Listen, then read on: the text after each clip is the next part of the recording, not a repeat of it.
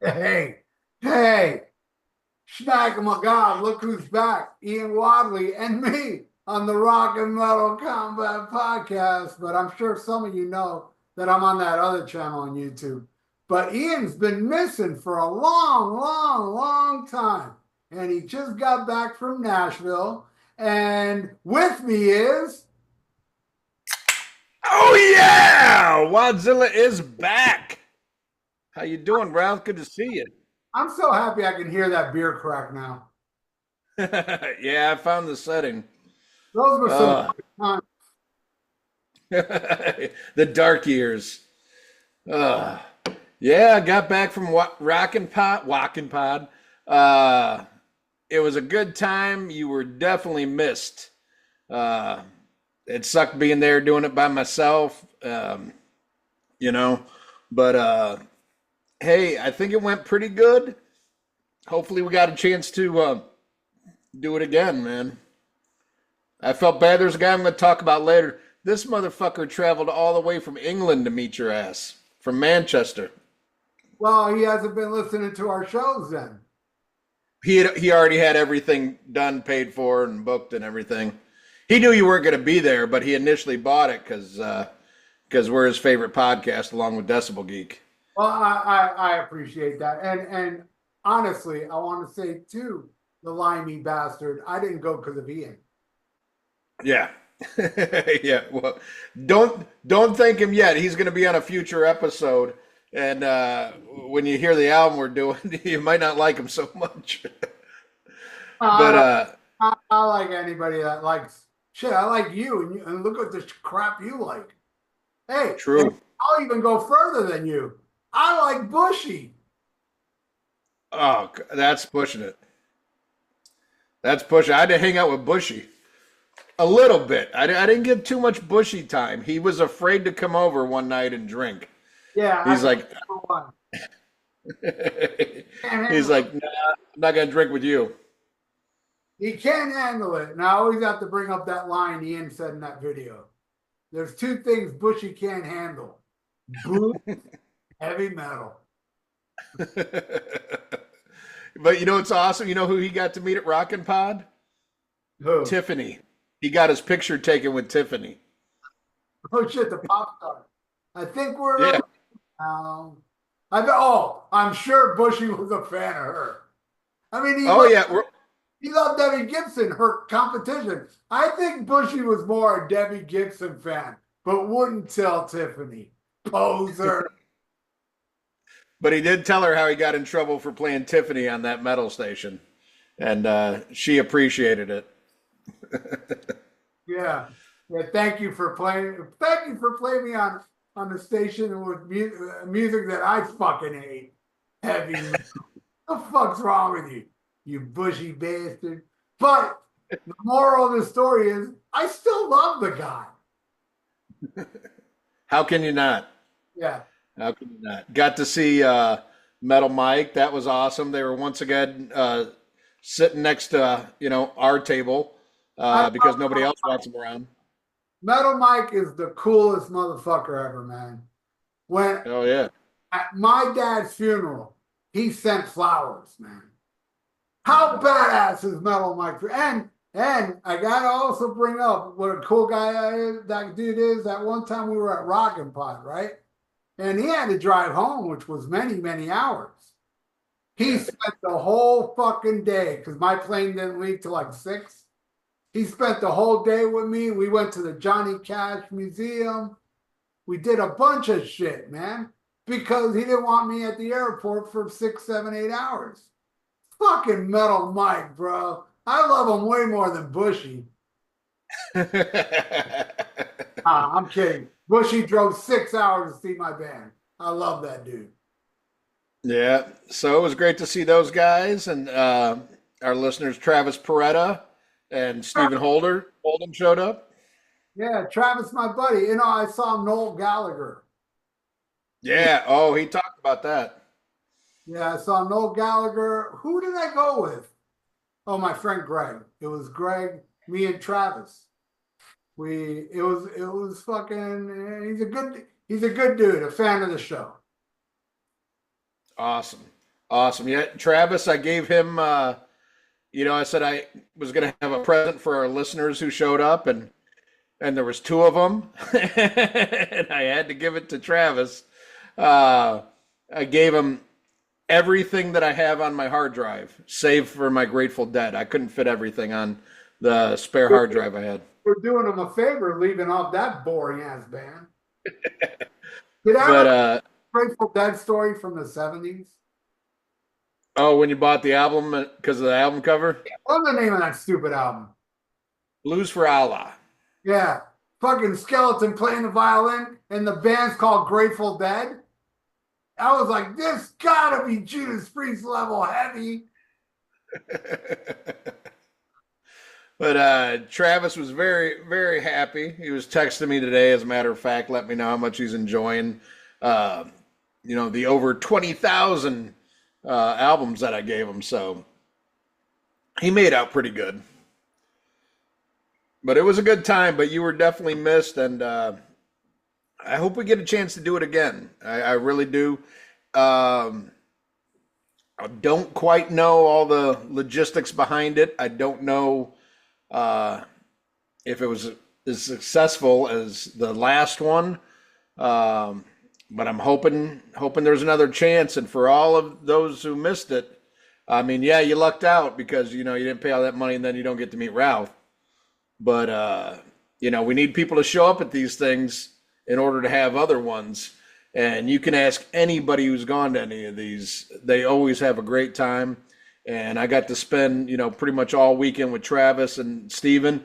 They both went to the after the event party at Aaron Camaro's where we called you.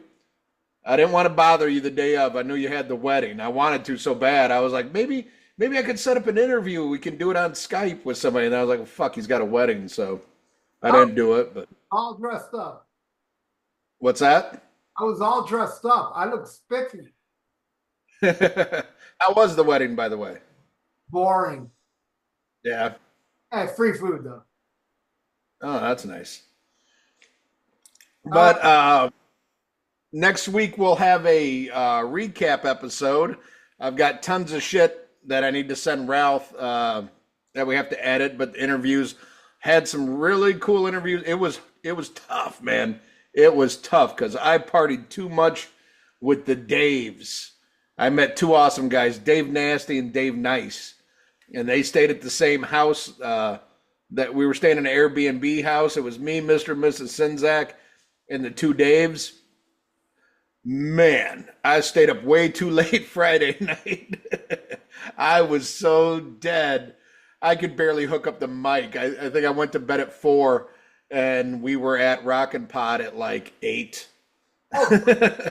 Oh God. Yeah. I wouldn't have gone, Ian. I'll see you there. I'm getting 15 hours. I don't give a fuck.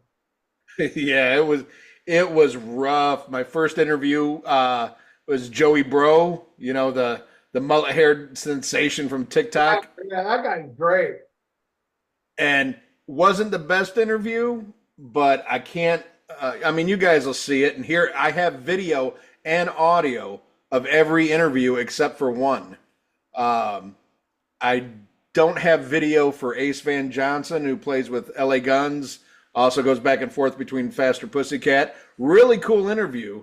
But I'll get into it, when we do the recap episode, why I didn't have him on video. But everybody else was good. But yeah, with Joey Bro, that's on me. I was just like, oh. But my next episode was with Tom Zutaut, who signed Motley Crue and Guns N' Roses, Tesla, all that shit. Fucking amazing. So some really cool shit coming up, and capped it all off with an interview with Billy Sheehan. Got him to sign my Eat 'Em and Smile and Skyscraper, and I was worried that I wasn't going to get him because one, he was late showing up, and I'm like, fuck, I think I'm his last interview. Am I going to get bumped? Number two, Bushy had him before me, and Bushy wanted to tell him how much he thinks Skyscraper is better than Eat 'Em and Smile. and I'm like, and Billy Sheen left David Lee Roth because of Skyscraper. Yeah, yeah. I didn't even know if he'd sign it. I brought it on vinyl just in case. He signed it. Very nice man. But I'm like, man, Bushy's gonna say some stupid shit like that and put him in a shitty mood, man. You know. But he was very, very gracious. Everybody that I interviewed was really cool, and there's some surprises, like people I didn't really know, and I'm like, fuck, what am I gonna talk to this guy about? Like, you know, I'm like, I wish Ralph was here, you know, kind of shit. And some of those guys that I didn't know as much turned out to be some of the best interviews. So some really cool shit that you're gonna get on video and audio. I gotta label some shit and send it off to Ralph so we can get that going for you. But no, it was a good time, man. But definitely, definitely, there was a big, big void there without you being there. And it was kind of funny at one point. I was talking with an individual. I'll leave names out, you know, but we were talking about the podcast community and those of us who are still around from, you know, the original Rockn Pod. And he's like, you know, two things destroyed our scene: the Podcast Kings tournament and Pantheon.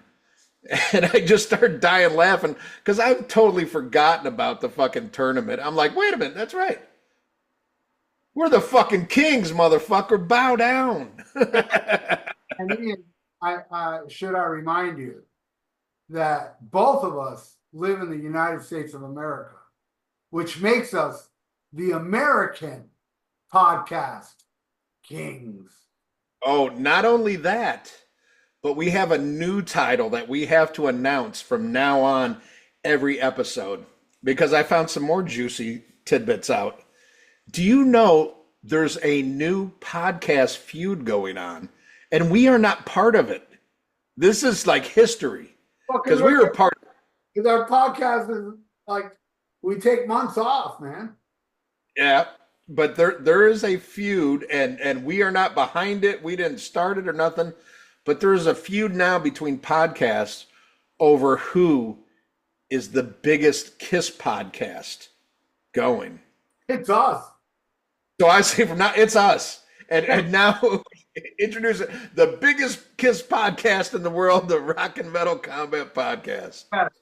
Also known as Pod Fluid. That's right. God, yeah.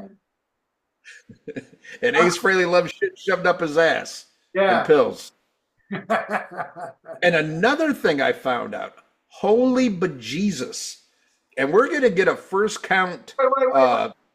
Wait. What podcasts are at war? I think it's Podcast Rock City, or I don't know. It's two Kiss podcasts. I know that Podcast Rock City. I know that show. Yeah, and then there's another one. But there's a feud between who is the biggest Kiss podcast. And as much as I hate to admit it, I kind of think, wouldn't Three Sides be the biggest one? No, they were. They were the biggest. The biggest now is Shout It Out Loudcast. I think it's between Shout It Out Loud and the other one. They're the biggest. Shout It Out Loudcast is the biggest. They get the biggest. They get like big guests. They had Ace Frehley. Ace Frehley doesn't do podcast, Kiss podcast. He was on there. They got a bunch of people. They're big. You know what? They're pretty entertaining too. They're not bad. It's two dudes. I forgot the one guy is called Zeus, I think. I can't remember the other dudes, but they're funny. And one of them does a dead-on Ace Frehley impression that cracks me up every time because he talks like Ace Frehley, but like a retard. He makes Ace Frehley sound like a total idiot. And he does it a lot through the show. I love it. I love that shit. So yeah, I heard one of the best Ace Frehley stories ever while I was in Nashville from, remember Todd Zilla? Yeah. He was at a oh my God, he's got his excuse me, he's got his own record or guitar store now. He bought a Sam Ash, but it's all his and his partners now. It's fucking amazing. Went to that in Nashville. And he told this story. I guess Decibel Geek listeners might know it because he told it years ago on there. I'll get into it more when we do the podcast episode, but it was fucking I was crying laughing as he told me. And he did this awesome Ace Frehley impersonation that it's not so much he sounded like Ace, but the way he did it and the way he told the story, I was in tears the whole time. But another thing I was in tears about, I heard not one, not two, not three, not four, but five horrific Bill of Coin stories over the weekend. Wow. I know one was Paul said that Right. little Brazilian boys in his room when or was it Brazil? I think it was Brazil. No, it was Australia. Australia had little boys in the room. Yeah. But oh my God. And a future guest on the show, Stephen Holden, the guy who came all the way from Manchester, he's going to tell the story when he comes on the show. His friend was raped by Bill of Coin on the Unmasked tour. And I mean, just like all these stories, I was like, holy shit. And there's this guy who's at Rockn Pod. He was there like, I think he's been in like 3 or 4, but his big thing is to get Bill of Coin into the Rock and Roll Hall of Fame. He has this petition and everything. Dude, that petition's been going on for like maybe a decade now. I've seen that big cutout that was at Rock. I've seen that cutout 10 years ago. It's all over the place. The guy's really hard. And I say, man, the guy raped the guy, pedophile. Hell yeah, put him in the Hall of Fame. Well, that's the thing. That's what people were talking about is like, they say the guy who runs this thing, the petition to get him in is such a nice guy. But they're like, no, he'll never get in. And then I heard all these stories that I did not know. Like, I mean, multiple stories about kids he molested and artists he fucking diddled. And holy shit. When Steven comes on, because it's his story to tell. But, Bill Coin tried to get him too. But, he got out, with his asshole intact. But his friend not so much. So coming soon. And that is when we'll truly prove. That's going to be on the Blabbermouth. It'll be on Blabbermouth. It'll be on Grindr when we tell our Bill of Coin story. Stephen tells his on our show. But that's when not only are we the podcast kings, not only are we America's podcast, but we will be. We are not America's podcast. We're not? We are America Podcast King. Well, we'll also be the biggest Kiss podcast in the world. Oh, yeah. Biggest and the biggest Bruce Springsteen podcast. Yes. But this story will be so salacious, it'll make fucking, Mark St. John's porn collection look like a child story. Wow. It's going to be pretty amazing. But I got to take a piss. Let the listeners know what you've been up to during our hiatus, and I'll be right back. Well, I will say the whole Bill of Coin thing, him raping, like Ian saying that guy from England was like, oh, he tried to diddle me, but he got away. Can you imagine how many Kiss twats out there that were in that guy's position? They'd freak out. Bill of Coin's trying to bang me. Oh my God, he's connected a Kiss. Oh my God. And they spread the cheek. And it's like, plunge me. I'm a Kiss squad and I want anything to do with Kiss. You manage Kiss? Fuck me. Fuck me hard. Make me your bitch. And I'm straight. But I'm such a Kiss twat. Yeah, that's what I think. Anyway, what Ian said, tell you all what I've been up to. I've been waiting for this house to live here. I still don't live here. I can't live here. They got to install some grass in the back and an inspector, and then I can live here. I don't know how long this is going to take. I mean, we're already 4 months, almost 5 months into me starting to clean. But anyway, Ian's back. Enough of that shit. Yeah. And I was talking about how that guy from England, Yeah.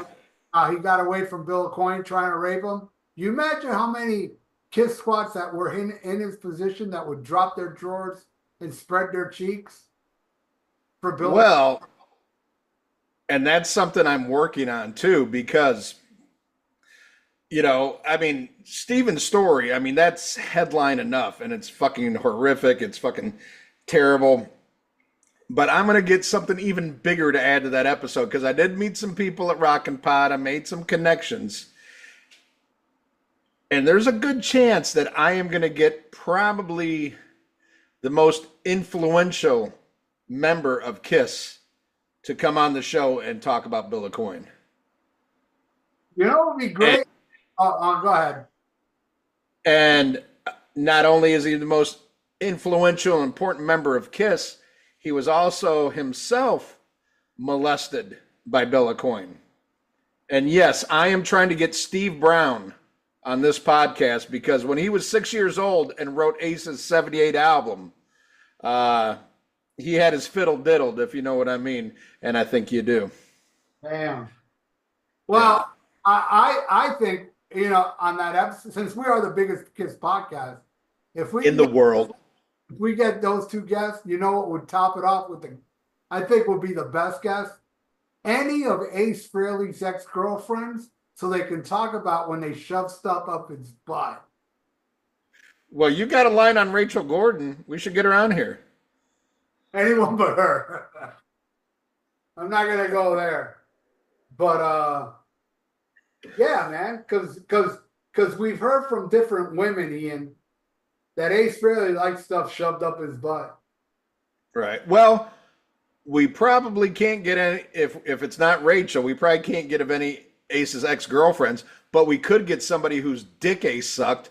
Peter Criss, I mean, he ain't doing shit, Fuck, we'll get him on here. Peter Criss is all man. He didn't suck Ace's dick. Oh. Ace sucked his dick.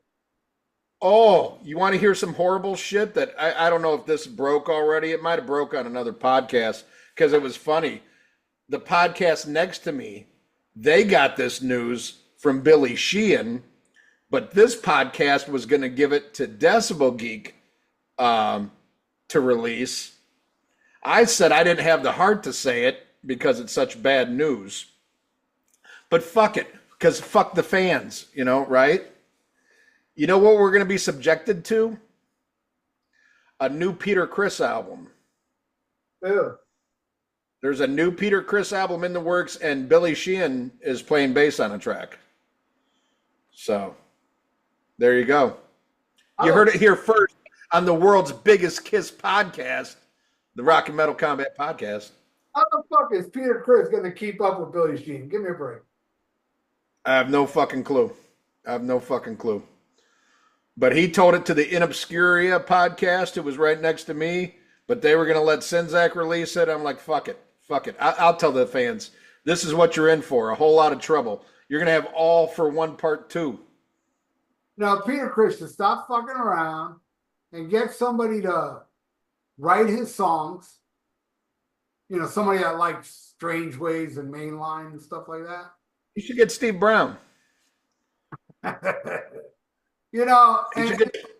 finally release a hard rock, because Cat One is like, it's not bad compared to the other shit, but it's still like, I just got a Peter Criss album the other day. I don't feel like looking for it. The second one I got on vinyl, somebody sent it to me. Fuck it, get Steve Brown to polish up some of those. What was those bands he had, like the Keep and the Peter Criss Alliance or whatever? Fucking polish up those fucking turds. Fucking put it out there, and maybe do a fucking remix of Tossin' and Turnin'. I don't know. Fucking nerds will buy that shit. You think Ace is gonna still work with that guy after that horrible last album? Oh fuck yeah, because he's lazy. Because he's a lazy piece of shit. I put one song off that last album in my iPod. I heard it the other day because it's such a killer tune. It's called "Fight to Survive." It's an amazing song, dude. I'm telling you, I might be wrong, but man, to me, that song sounds like AI. It sounds like Ace can't do that. Like Anal Intruder. Dude, the vocals on Fighting for Life, like he's trying. I mean, he's not trying. He's doing. He's like, where the other songs he just talks his way through it. But yeah, I think that last album has a good song, but it's AI. Yeah, well, here's what I need to know about Ace about how lazy he is. He has to have women shove shit up his ass. He won't even shove shit up his own ass. Well, he's got to ruin. He's a rock star, man. He's got to ruin some poor girl's credit just to get shit shoved up his ass. Hey, and I heard he takes pills. It's true. You heard it here on the world's biggest Kiss podcast, the Rock and Metal Combat Podcast. Yeah, the American podcast kings. Yes, that's true. That's true. God damn it. All right. We take long breaks because we gotta recharge our crowns. Yeah, that's right. Get that shit polished. Hell yeah.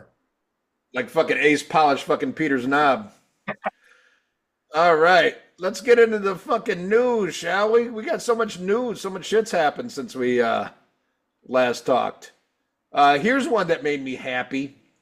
Mike Mushnick, whatever the fuck. I'm going to call him Mike Mushnick because he looks like a fucking Mike Mushnick.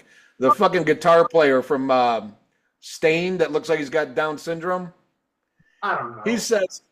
He says, I've never received a royalty from the record company, even though he sold millions of records.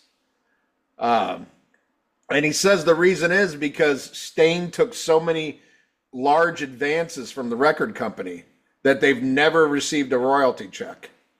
And that the band still has 3 years left on their payments to their record label before they will ever see royalties. And I like that because he shouldn't profit off those horrible songs. That's good. Don't encourage it because profits just encourage them to make more albums. They haven't done an album since 2011. It's ironic. He's in a band called Stain because now he's so broke, he doesn't even have money to go to a laundromat to clean his stained underwear. That's right. That's right. What a piece of shit. It's full circle. It's wild, Ian. You're What's like, wild? How you go? The guitar player from Stain, he looks like he had Down syndrome. I'm like, how the fuck do you know the guitar player of Stain? What is wrong? Because I'm looking at the story right now. Oh, I thought you knew what he looked like before. Oh no, that's just terrible. But every time I see him in a fucking, in a blabbermouth thing, they show that fucking face, man, and it's. I mean, don't get me wrong. I think the record label should pay for his fucking medical expenses, but that's it, Well, I gotta admit, there is one song I like. That. What was the name of that? Oh. Wait, let me finish, bro. You might agree with me because you haven't heard it yet. It's a really good song. What was the name of the singer of the band? Aaron something. Aaron has Aaron Lewis. Aaron Lewis. He's got a really cool song, though. I don't really like the lyrics. Actually, I hate the lyrics. But it's a cool song. It's called I Deny the Holocaust. It'd be a great instrumental.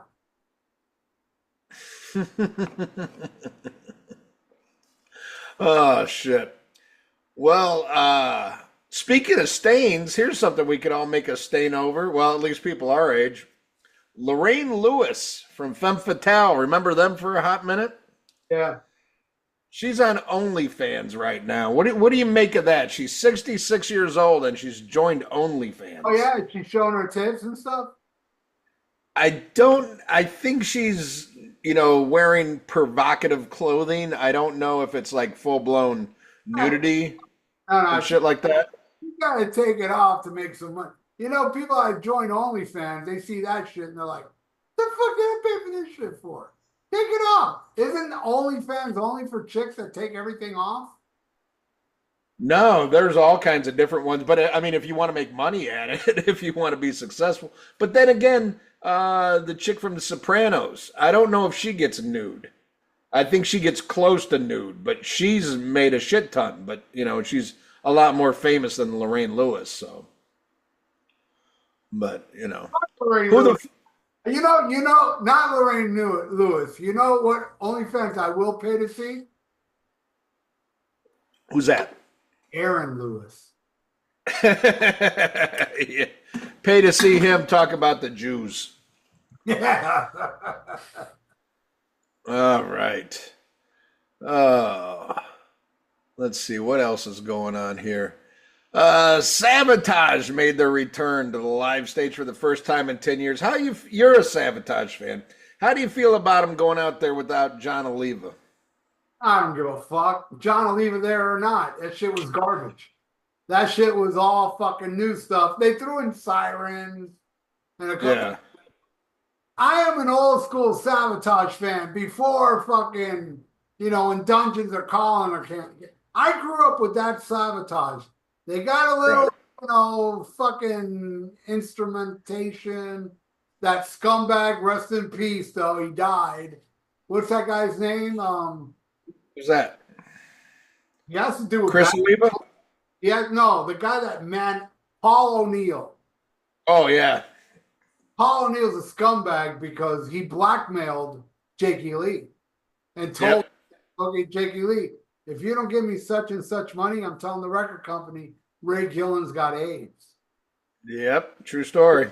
Jakey Lee didn't know Ray Gillen had AIDS, and he goes, bullshit, Ray Gillen doesn't got AIDS. And then he goes to Ray Gillen and he goes, hey, he says you got AIDS. And Ray Gillen's like, no, I don't. So, Jakey Lee's kind of like, huh? He took Ray's word for it, But anyway, a scumbag thing to do, huh? And Jake refused to give him the money. So he went to the record company and said that Ray Gillen got AIDS, and it fucked up the whole Badlands deal, Yep. He's right there with Bill Coin. Yeah. Fucking pedophiles. Yeah. Pedophiles. Fuck Sabotage. I like some stuff after Hall of Mount King, but the best shit is the Sirens, Hall of Mount King, but take out Fight for the Rock because that was a stupid, horrible album that they were pressured by the record company. Well, yeah, and I clicked on it to see what they played, and I noticed, and I'm not really a fan, but I know enough about the band that I saw it was very heavy on, the post Hall of the Mountain King shit, and I was like, wow, you're coming back and that's what you're gonna do, the Al Pitrelli years, whatever. Jack Stevens, there was maybe 3 John Oliva sung songs in that whole set list, but yeah, Jack Stevens was the singer and all that later shit. Yeah, and they didn't even do fucking 24 hours ago. What the fuck is that? Yeah, exactly. Or White Witch, or Dungeons Are Calling, or Holocaust. There's a yeah. Well, Holocaust. Sabotage said the Holocaust never happened. That's why they didn't play. No, that even the lyrics of Holocaust says that Aaron's a cunt. They say that, so that kind of makes me think that Sabotage believes in the Holocaust. Well, your favorite 90s rocker, Billy Charlie Brown Corrigan, is doing an opera version of the Smashing Pumpkins double album, Melancholy and Infinite Sadness. Was 1979 on that album? No, it was on the album before. Bummer. It was on Simon Street. What a bummer. I was hoping to hear a remake of that. But who the fuck is going to go see an opera version of Smashing Pumpkins? I mean, seriously. This guy just pisses whatever money he's got away. He got into wrestling and all that shit. And he losing his ass and that shit. And now he's putting on an opera. This motherfucker must hate money like he hates hair and writing good songs. Yeah. Fucking opera version of Melancholy. Get the fuck out of here. Ain't nobody got time for that shit. These pumpkins. Exodus's Tom Huntington on his battle with cancer says he's very grateful for the ability to keep on living. And fuck yeah, man. I love this dude. And what a fucking drummer. And Man, I'm so glad he beat this shit and then keeps on beating the drums for fucking Exodus. I think that's fucking killer. Did you see any of the footage of their first show with Rob Dukes back behind the mic? No, because honestly, I don't care. It was actually, I thought it was really fucking good. I checked it out. I'm not a big Exodus fan. Yeah. I thought it was great. I thought Tom sounded great, and I love seeing, friend of the show, Jack Gibson, up there.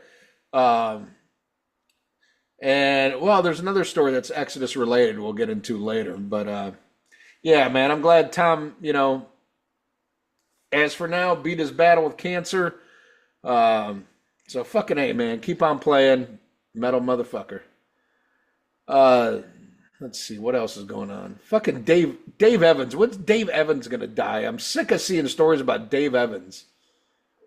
Jesus Christ. You're not AC/DC. Did you see any of the footage from AC/DC's North American tour? Yes, yes, I did. I saw. Okay, I have not watched it yet. First and foremost, I want to say, while I think it's good for the fans, I saw that set list and it was huge. Not saying it was great, but it was huge. And I think with Brian's issues, I don't know if that's the smartest thing, to start out a tour with 20-something songs. What do you think? The footage I saw was front row, right?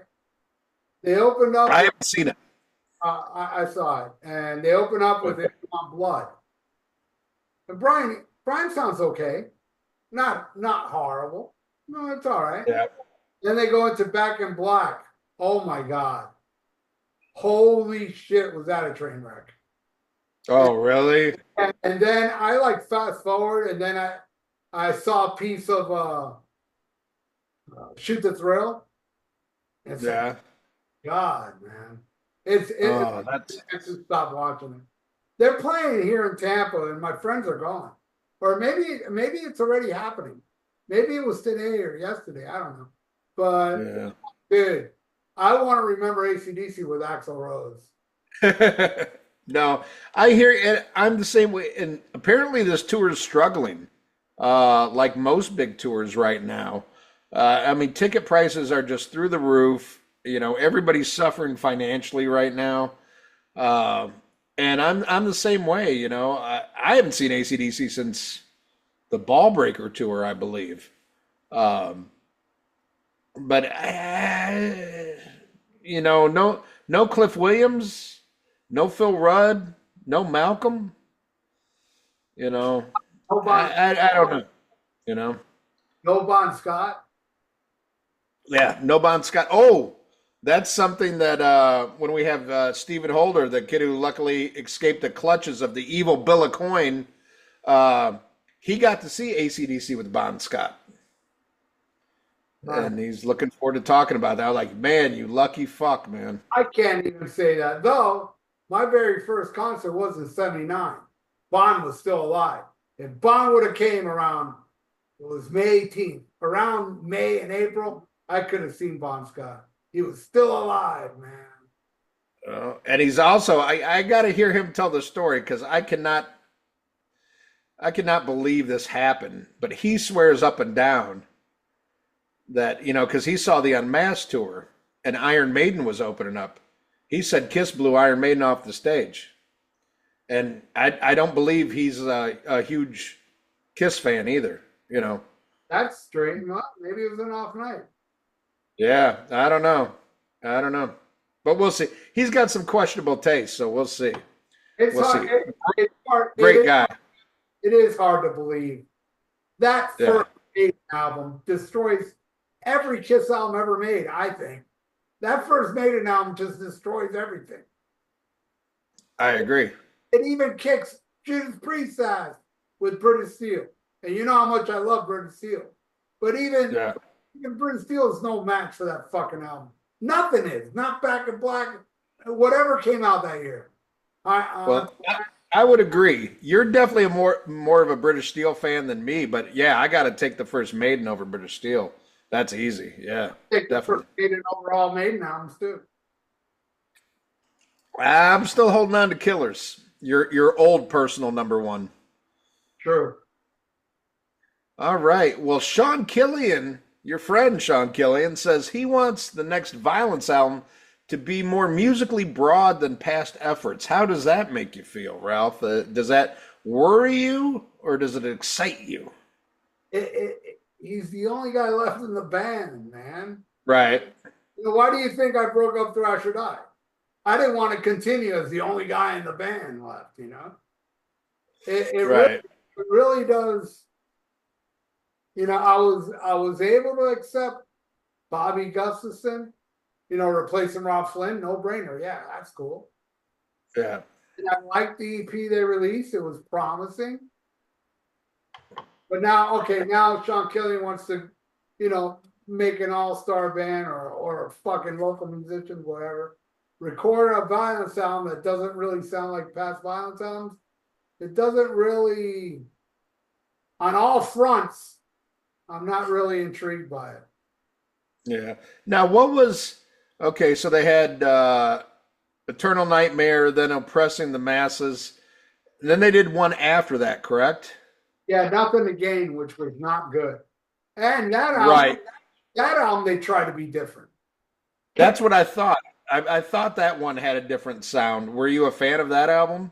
No, it had two good songs. I did buy it on vinyl though. Just Cletus, but it has two good songs on it, and the rest is them slowing their shit down, trying to find their way into, changing music of the time.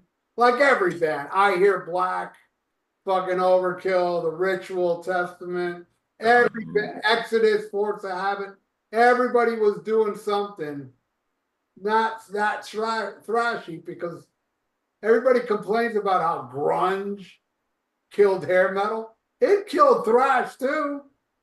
It devoured thrash. Well, you know what I think? I think more than grunge, what killed thrash was the Black Album. I think the thrash bands saw the success that Metallica had by fucking dumbing it down. And I think they followed that more than grunge or anything. I think like, oh, well, the biggest thrash band's doing this. Maybe we need to do something different too. Could be wrong. What Metallica did was smart. I mean, I don't like the Black Album, but they saw the wall, Once Man in the Box, not Smells Like Teen Spirit. Man in the Box came out before that. To me, that was, and they opened Thrash of the Titans. I was there. That is what started the whole movement. Then Nirvana came and got all the glory, but Man in the Box was humongous. I mean, at the time.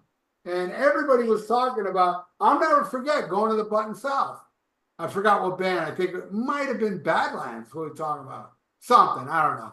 I went to go see some, and my metalhead friend, man, this guy was all into thrash, Morbid.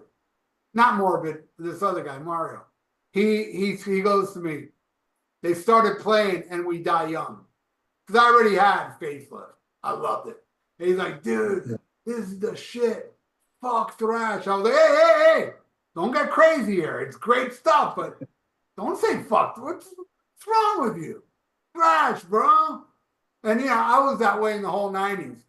Thrash. I mean, Pantera came close, but they threw in the groove, But, man, I miss thrash.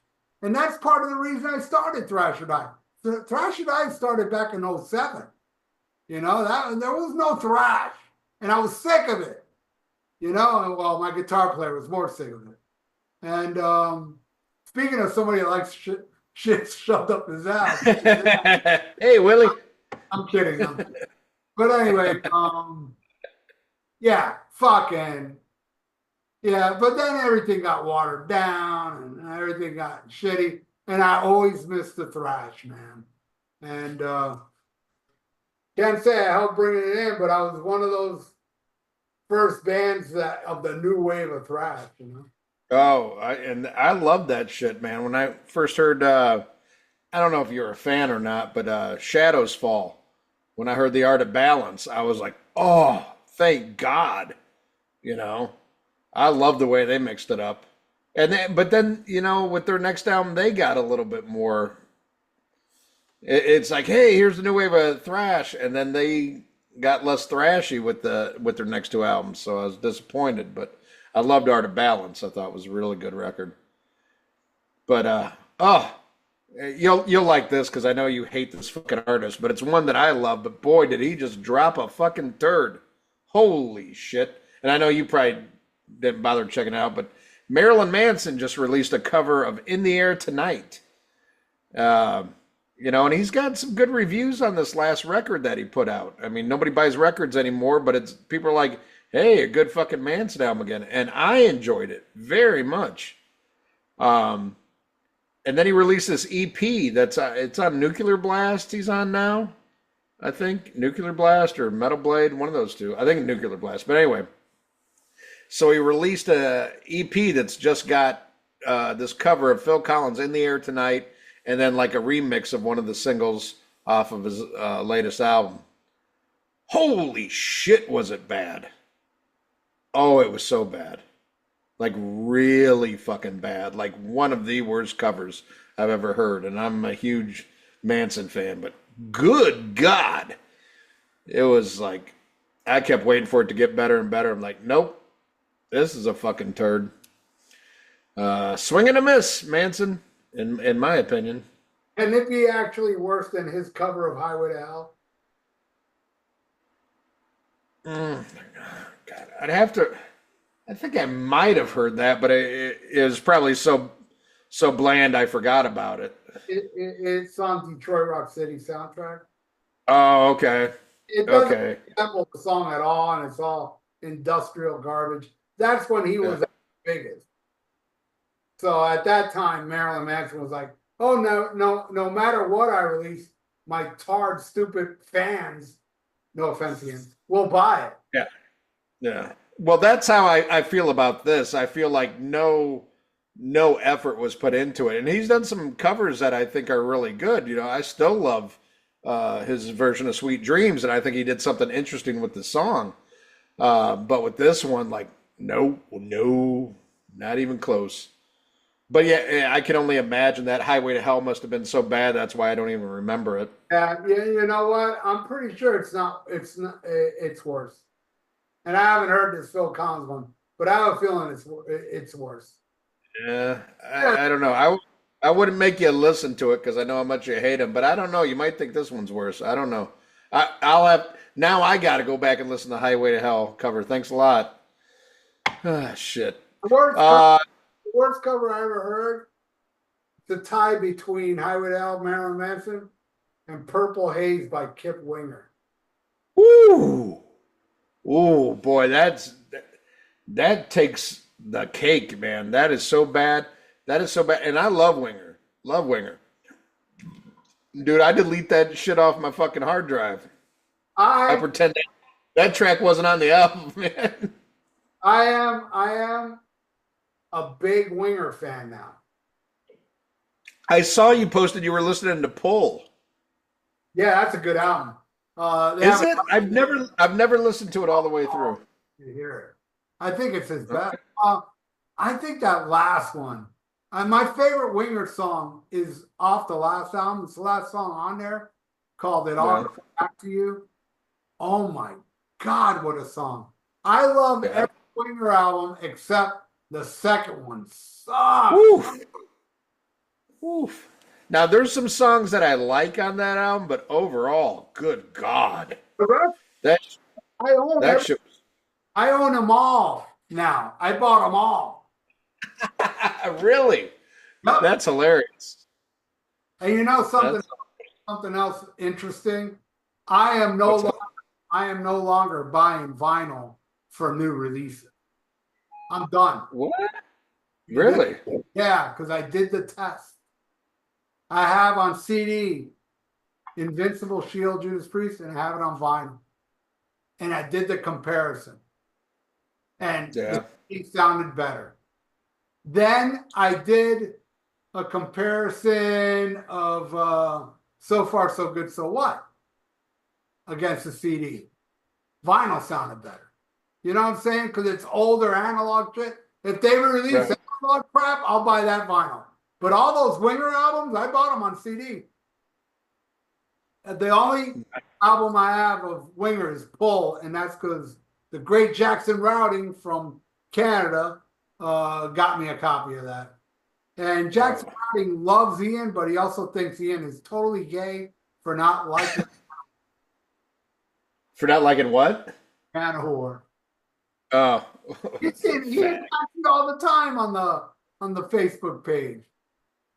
oh yeah, I know what you're talking about. I'll be right back, and I got something. I'm glad you brought this up because I got something serious to talk about with you that it was going to be like a big part of our episode a couple weeks ago, and then we couldn't record. I'll be right back. All right, here I still don't feel like taking a piss.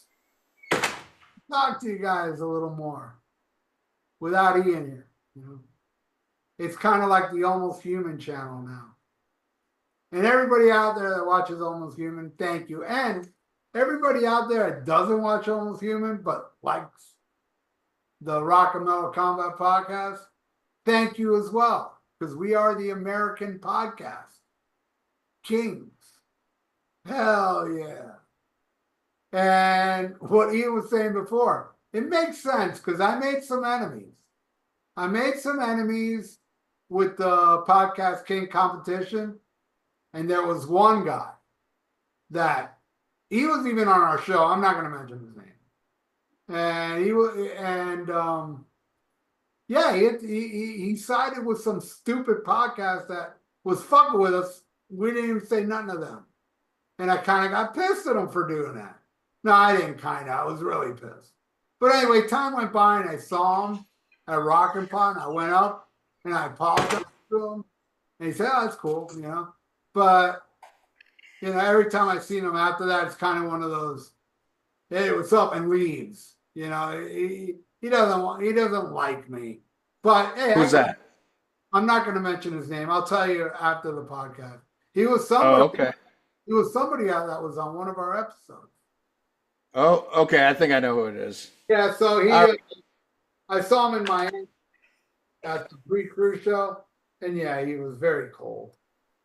But anyway, now you stay alone as I fill my drink. All right. How's everybody doing out there in rock and roll land, listening to the biggest Kiss podcast in America? There's nobody there. I can't tell you how they're doing. Oh, okay. Okay. Well, I'm just pretending like, you know.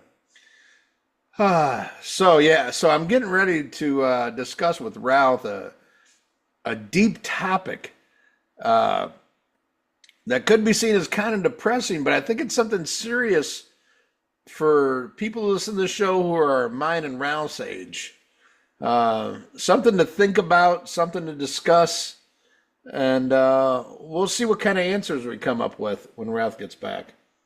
I know you're like, whoa, what the fuck? You know, yeah, some real shit here, real talk here on America's podcast king, greatest Kiss podcast in the world, the Rock and Metal Combat Podcast. All right, Ian, I got to take a piss, but my bathroom's okay. My bathroom's right there, so I can still talk. Okay. Yeah, I'll wait for you to get back though. That's fine. I can bullshit with these fine people here. How y'all doing, man? Did you miss us? We're back. Yes, that's right. And boy, do we got some fucking episodes coming up too, man. Shit I'm excited about. Shit Ralph doesn't even know about yet. Shit I'm going to make Ralph do, like, you know, where he's going to question his life choices and like, why am I still doing this stupid podcast when I've got a way more successful YouTube channel? You know, but fuck it. He's old school. We're old school. We've been doing this shit now. What fucking year is this? We've been doing this podcast for 11 years now. This podcast outlasted the Beatles.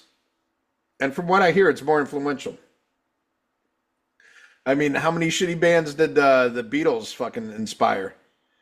And then you figure out how many shitty podcasts we inspired. I think the numbers are in our favor. Thank you. Beatles. Get your fucking Beatles. Yep. Good to get drunk again. You know, while we were on hiatus, I didn't drink. I didn't drink for like 2 months. Very sad time. Rookie, what's wrong with you? I know. I got issues. I got subscriptions. I'm all fucked up. Okay, so here's something. So, just a little backstory so people know. Part of the big reason we were on hiatus is I was moving. Bought a house, bought a beautiful house that cost way too fucking much money. But anyway, awesome house. But as I'm moving shit, and you just went through a move, and I'm starting to think, we're getting old, dude. You don't have any kids.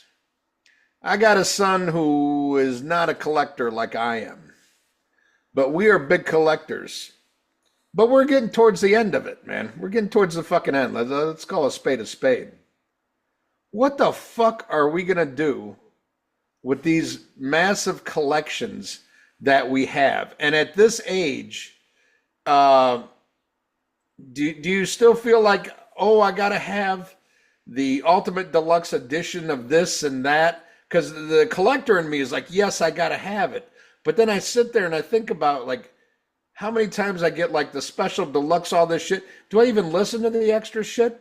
Do I read the fucking book that comes with it all the time anymore? Or is it just to say, like, I got the special limited fucking numbered edition, and what the fuck is going to become of this when we're dead soon? What are you going to do with all your shit, Ralph? I'm dead. What the fuck can I do?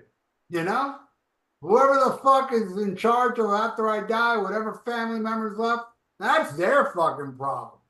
I'm going to keep collecting. And yes, I read everything. I listen to all the extra shit. If it's an album I love, I'm not going to buy the deluxe version of Division Bell. You know what I mean? But I will buy the deluxe version of, like, Rainbow Rising, Right. But you know what I mean? Like, we both went through a move, and we've got, like, a lot of shit to move. We've got big collections and shit. Let me stop you there for a second. Okay. In my move, my place this is the biggest place I've ever lived in. The way this house is set up now, it's much bigger, right? And I got all my shit already set up. I got so much extra shit, I gave it away, man. I gave away a ton of shit. I gave away a lot of vinyl that I had doubled. What the fuck do I need this for? And I'm not going to sell it online, because you know how anal people will be. They'll hear 3 crackles and pops and get pissed at me. So I just give it away to people. If I have a sealed vinyl, I'll sell it. But anything that's open, that's been in my collection for decades, I ain't going to sell that shit. It's going to crackle and pop. You know what I mean? So I've been giving shit to Ruben. I give it to my friend Bladder. Love that guy. And my friend Chris. Every time somebody comes by, I give them shit. Because I got it all stacked up in my closet. And I know what each of my friends like. And I just, here, have this, have that, have this and the other thing. And so my collection, pretty much, I'm giving away a lot of shit because I want to compress my collection. And there's a lot of shit I just don't need. I don't need, stuff like, I got to go through my CDs soon and just get rid of all the shit I don't listen to. Because I've gotten hundreds of CDs from people here and there that I haven't even listened to, but still I put it in my collection. Because I got to start extracting that shit, because I'm going now on a CD spree. Just the other day I was going through my Thin Lizzy shit. And I don't own the first Thin Lizzy album. That's the only one I don't own. Bought that shit on CD, fuck it. Because it was a deluxe with bonus tracks or whatever. Fuck it, man. CDs are great. A lot of people bash on CDs. Fuck you. CDs rule. Vinyl rule too. I love vinyl as well. But there's a lot of examples where CDs are better than the vinyl, and that's newer albums. CDs nuts. Yeah. Well, I think, like, that's a big issue with me right now is CDs. I have thousands of CDs that are in my garage, in large Tupperware bins because where the fuck do I play CDs?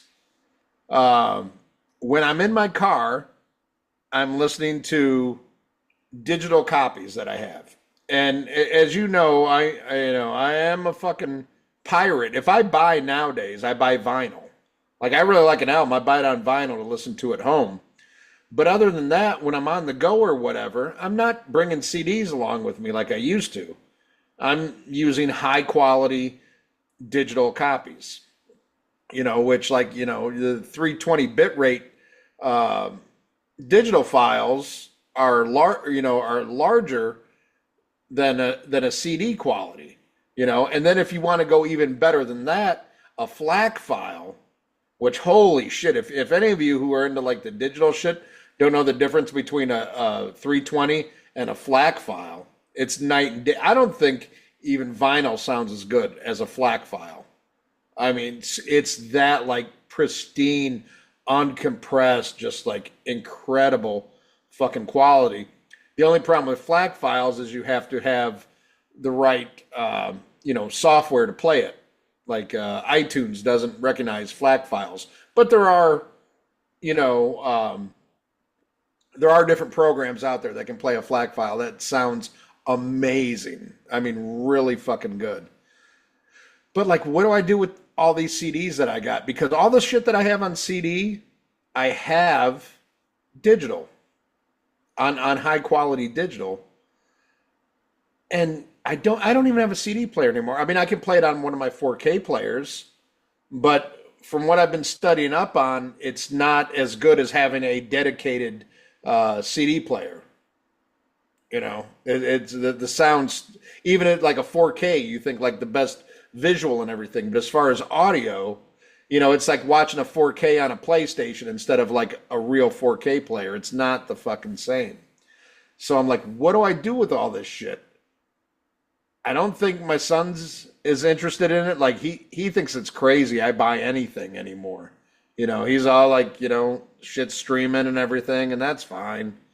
Everybody has their different passions. I'm still I do love physical media. I love having these CDs where I can look in the booklets and I can do all this shit, but I don't do it anymore, and they're just sitting here. And who in the fuck are they going to go to? And what am I going to do? Because I mean, how many fucking years we got left? So I don't know. It's just something like it really affected me. Just moving, I realize I have all this shit that I don't even use, but it's so hard for me to part with. I mean, some of these CDs I bought back in the fucking 80s. There's like this nostalgia thing and all this, memories with it. But what the fuck does that mean when you're gone? Yeah, but when you're gone is when you can't enjoy it anymore. So fuck it, enjoy it while you're alive. I mean, that's the way I look at it. I don't give a fuck, man. When I die, I don't know if it's going to be tomorrow, 10 years, or 20. I don't know. Yeah. I have no idea, and I don't care. As far as my music goes, I'm still going to collect stuff, but only collect stuff I like. I'm not just going to collect stuff for the... And also another thing, when I buy deluxe shit, if they release another deluxe shit years later, I don't buy it. I'm like, fuck you, I already did the deluxe. Because Another Perfect Day, I bought that deluxe, and it's amazing. Brings up, the vinyl, brings a book. Yeah, the live show and everything. Yeah, it's amazing. Well, they just re-released it, adding a couple bonus tracks that I have on CD. And, different book. And fuck you. I already got it. That's all. That's all to it, Well, it's kind of like I watched one of your videos where you were discussing the Rush 50. Yeah. Why do we need that? I didn't buy that. Yeah, I mean, I love Rush, but we have all that shit. If they were to release a single CD of that early shit that's on there, Garden Road and all that stuff that wasn't on, I'd buy that, a single CD. But I'm going to get a whole box that where really the only thing I'm really interested in is the early shit. Right. Well, I mean, that's a prime example of I downloaded that digitally, but I'm not going to buy it just for that, I'm not excited of the unreleased Hold Your Fire demos. You know, Yeah. care less about any of that shit. Yeah. But you know, singles, when they released the singles box set, that didn't even bring a live show. That was pure garbage. I was like, I'm not buying that shit. And I love Signals. I would have bought it if it brought up a Signals live show, you know? Yeah, I was really disappointed in that one. I was like, wow, because they really did such an amazing job with all the other Yeah. I own them reissues. all. I own every one, man. I have 2112, Fairwood of King. I have Hemispheres. I have Permanent. Oh, no, I don't. Oh, no, I do. I do, thanks to Josh Carlson from England, our buddy who was on our show, the infamous show where Terrence got fired. Josh Carlson got me the deluxe edition of Moving Pictures. How cool is That's that? Yeah. And that yeah, brings me me up. I was just listening to the other day. I think the best live show out of all the Rush ones, the Fairwood of Kings at Hammersmith Odeon. that's a good one. Holy crap, what a performance. I think it's the best Rush live album ever. That's a good one. That's a good one. You know, another one I'm a huge fan of uh, is the Different Stages live album. Yeah, that was good. Yeah. It also brought that Hammersmith show as a bonus disc. Right. Yeah. Yeah. No, and my buddy was at the shit they recorded at Tinley Park in Illinois. He was at that show. Yeah, real good shit. I love Rush, but yeah, that you know the 50th thing, you know, it's like Yeah, fuck it's that. one. I've got this like box set of all like the Blu-rays and DVDs of the live shows. It's a big book. Yeah, the Rush 40 or whatever. Yeah, I bought that. Even though I've already had all those other DVDs, you know, but now I'm to the point now where I'm like, I don't feel bad about pirating stuff. You know, I still like if an album really fucking, you know, tickles my fancy, I go out and get it on fucking vinyl, you know. But that's just, you know, for that. I don't know. CDs, I'm kind of like the only time I'll buy a CD anymore is if it comes with like a DVD or a Blu-ray. You know, hopefully it's a Blu-ray these days. You know, like something special like that, but I don't know. I just got all this shit. You know, I got too much shit, you know. I don't know. I just feel like a lot of it I'm not going to use, and I don't know what to fucking do with it. But it's hard. It's hard to part with your history. You know what I mean? I don't have enough time in my life to listen to all this and all these CDs behind me, in front of me. Yeah. I don't have time to listen to it, but god damn it, I'm gonna try. Yeah, I'm the same way. Like I just gave 20,000 albums to Travis. You know, I haven't listened to all that shit. I I forget. Like it's funny. Like iTunes will show you like your collection and how long it would take you to listen to everything. And it was like years to listen to the shit that I have. Like if I just, hit play and went through the whole fucking thing, it would take multiple fucking years to play all the shit that I got.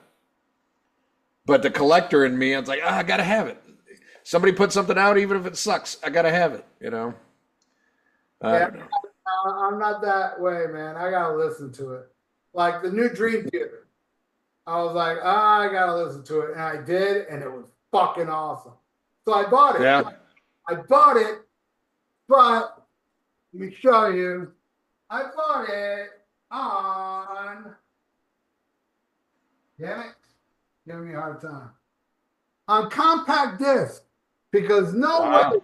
no way is this vinyl gonna sound as good as this compact disc. If anything, it might sound as good, but no way it'll sound better. I'm a CD guy now, man. When it comes to new shit, look at that. Don't that looks like a nut sack. What's up with that, right? Anyway, Looks like something off the fucking $5 menu at Arby's. it looks like hey, look, I'm gonna bring back an old character of the podcast. It looks like Jacob's wife's vagina. Andrew Jacob's wife's vagina. How Uh, how many years do you figure he's been dead? oh, Andrew Jacobs? He's probably been dead about 5 years. It's funny that came up with me and Sinzak were talking about that at Rockn Pod, and it's funny. His wife and my wife are the same. They're like, "Oh God, it's so mean the way you guys talk about it." But they're like, anytime now they hear Melissa Etheridge, they just start fucking dying laugh, and they're like, "That was the funniest shit ever." You always play that on episodes. God, Oh, the good old days. that guy got beaten to a pulp by him. I'm sure he died broken alone, you know? Well, he was broken along when he fucking attacked us. So. Yeah, but it was worse afterwards. All right, well, there's my little midlife crisis. Let's see, what do we got left in the news? Let's see, heard, I guess it's not really new, but Anvil just released a new video off an album they released last year. I like the song, but oh man, Lips is sounding a little bit old on this one. But I still love it. It's traditional fucking heavy metal, man. I love fucking Anvil. Do you listen to their new shit at all?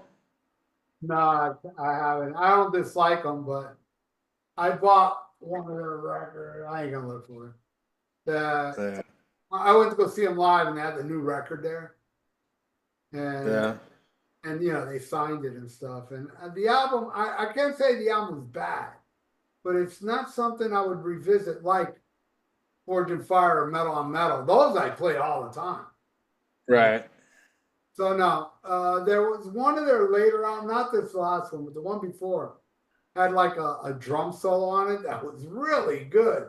And I'm not big on drum solos. Yeah. But it's kind of like a big band thing with Rob Reiner going ape shit. That shit was good.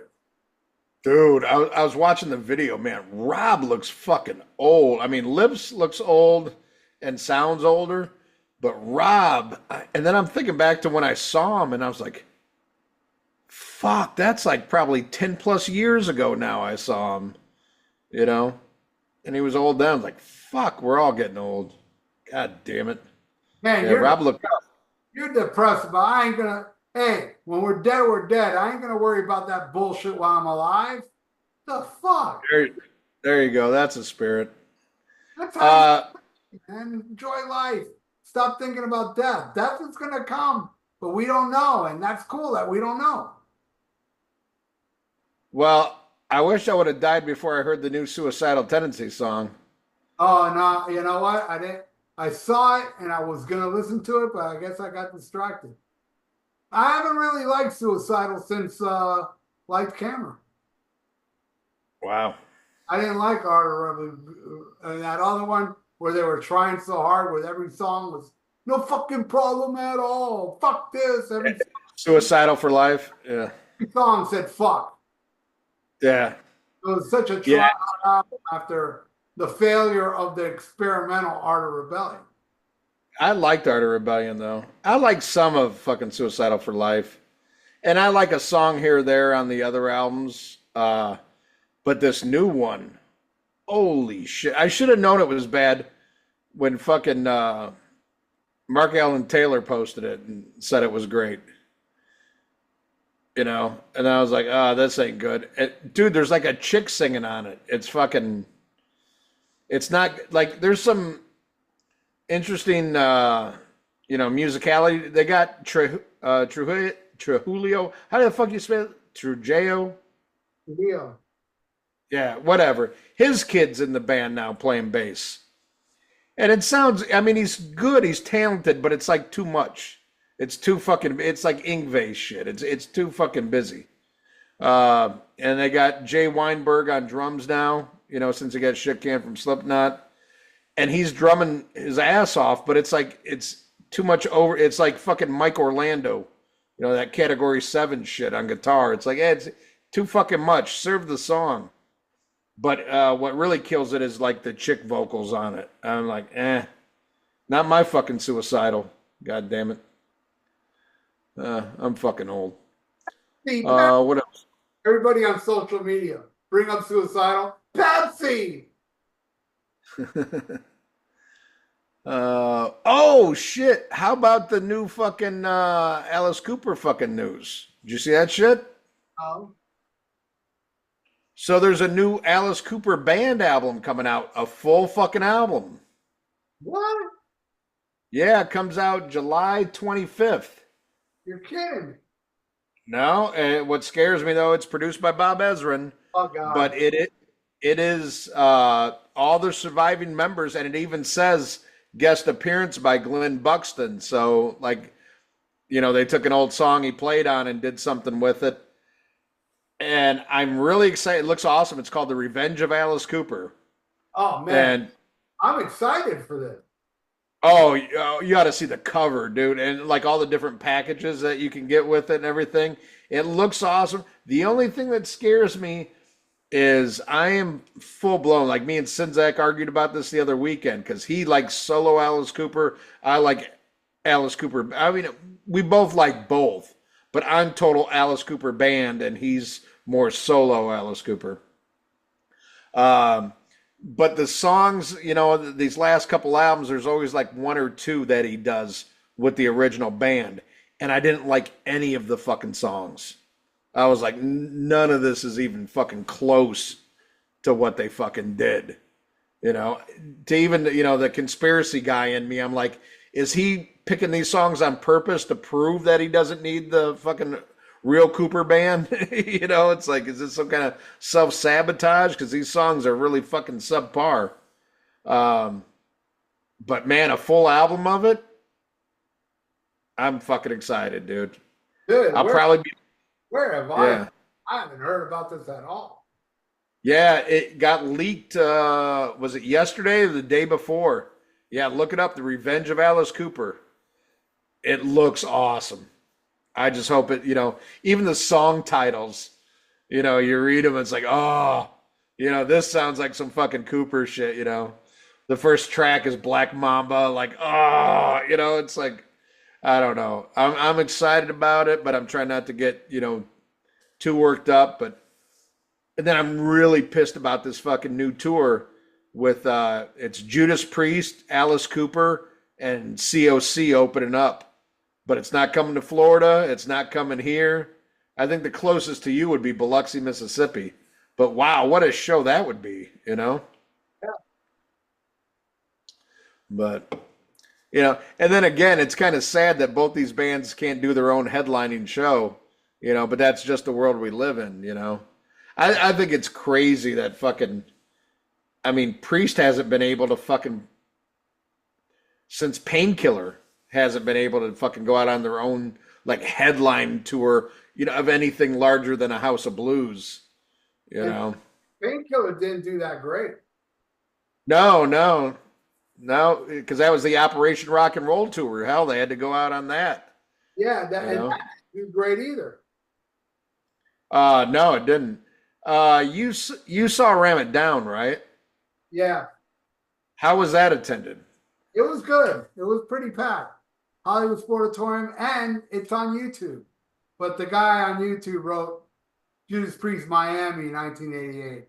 Not Miami, it's Hollywood, Florida. But still, Right. yeah, it was pretty packed. It was pretty packed. Who opened up that show? Cinderella. Oh, wow. Yeah.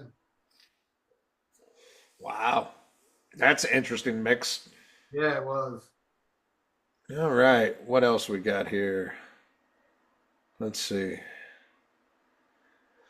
Oh, God. Fozzy, they won't go away? That's fucking terrible. Let's see here.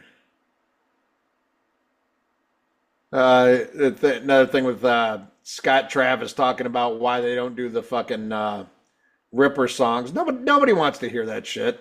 I'm going to do a news report on that. I did save it in my little news folder. Okay. I will talk about that. And yeah, who the fuck? But man, I got to tell you, my friend D, man, I got to show you what he sent me. Okay. Oh my God. Oh my God. Kiss. This is wild, dude. I didn't even know this was on vinyl. And when I went to go check, when I went to go put it in Discogs, it's over $200. Oh, is it Live Meltdown? Oh, motherfucker. It's so Wow. good. And all of the The sleeves have pictures, and it's 3 vinyl, man. That's a great live album.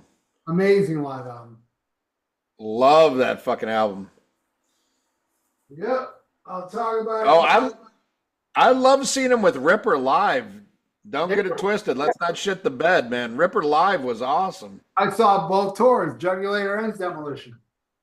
Right. But do you want to see Rob Halford sing fucking, Burning what's Hell. the one? Well, I think he could do good at I think he'd do awesome on Cathedral Spires, but like what's a really horrible one on fucking Demolition? It don't matter. The fact of the matter is, classic Priest. You got to play the classic shit.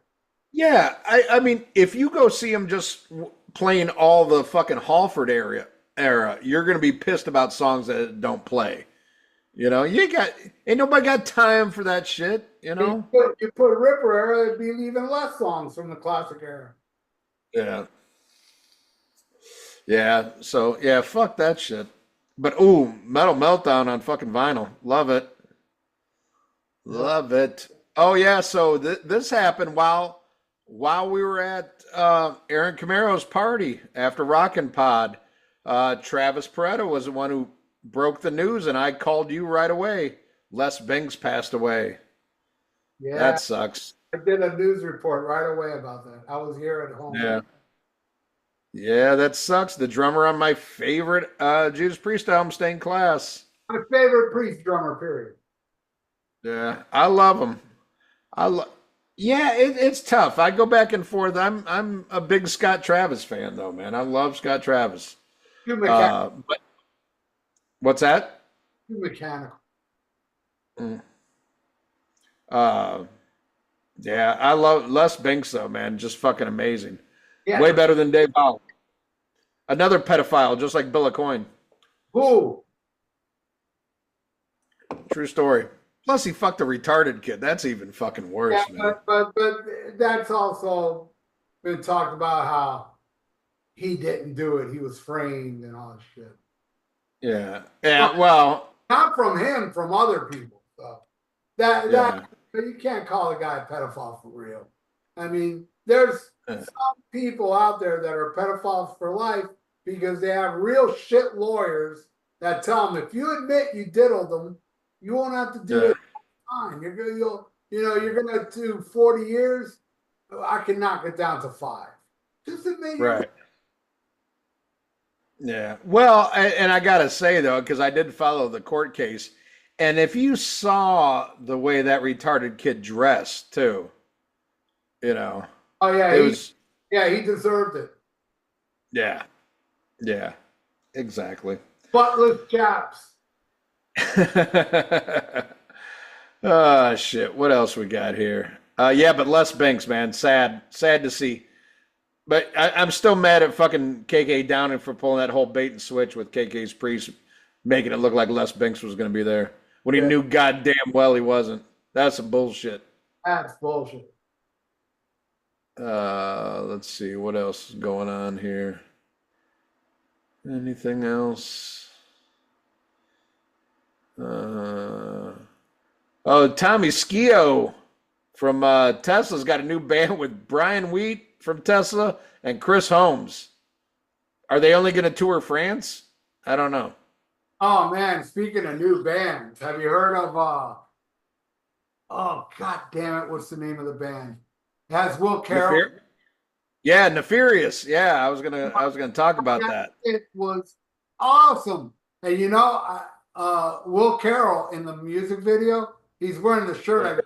I gave him a Cult of Erectus Blue as the Cult shirt. Yeah. He wears it in the video. And I saw the video, I loved it, I shared it, and then Will goes, "You saw what I'm wearing, right?" I go, "No." He goes, "Go look at the video again." I was like, "Oh shit, it's the shirt I gave him." Wow, I pre-ordered the vinyl. That one song was wickedly cool. I loved it. And I didn't notice what he was wearing. But what's funny is like the little room they're playing in, that's got to be at Will Carroll's. Just the way it's fucking, all the posters that are up. That's got to be Will Carroll's place.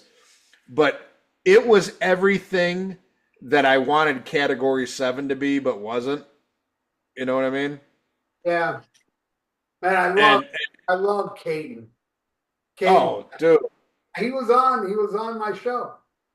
right. I didn't get to watch it yet, but I mean, I love, dude, he's an awesome dude. I love Hyrax and shit like that. Uh, did he tell you about that on the show? Or No, that was, no, oh, because wow. it was all hush hush. Even Will Carroll, when he came out, he said, "Finally, I can break the news of what we've been working on for 6 months." It's been on download, and when he came on my show, he was promoting his new album. So of course, he's not going to bring up that while he's trying to. Right. But no, dude, I loved it.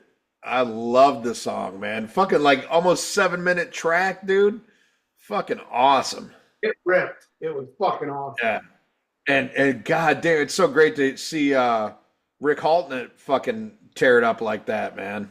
Like god damn. And the other dude from Heathen and where's the bass player from? I don't know. Yeah, I can't remember. He was in a band.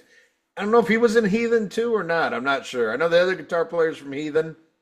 Uh, of course, Will Carroll. But oh my God, that shit was awesome. If you like old school thrash, It was great. It was oh fuck yeah, fucking awesome on yeah. Let's hope the rest of the album lives up to that fucking track it. because I love that shit. I hope so. I pre-ordered it. Awesome.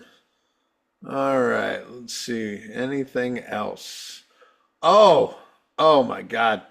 So I know you still love them and you stick by them, but Ghost released a second video from their new album.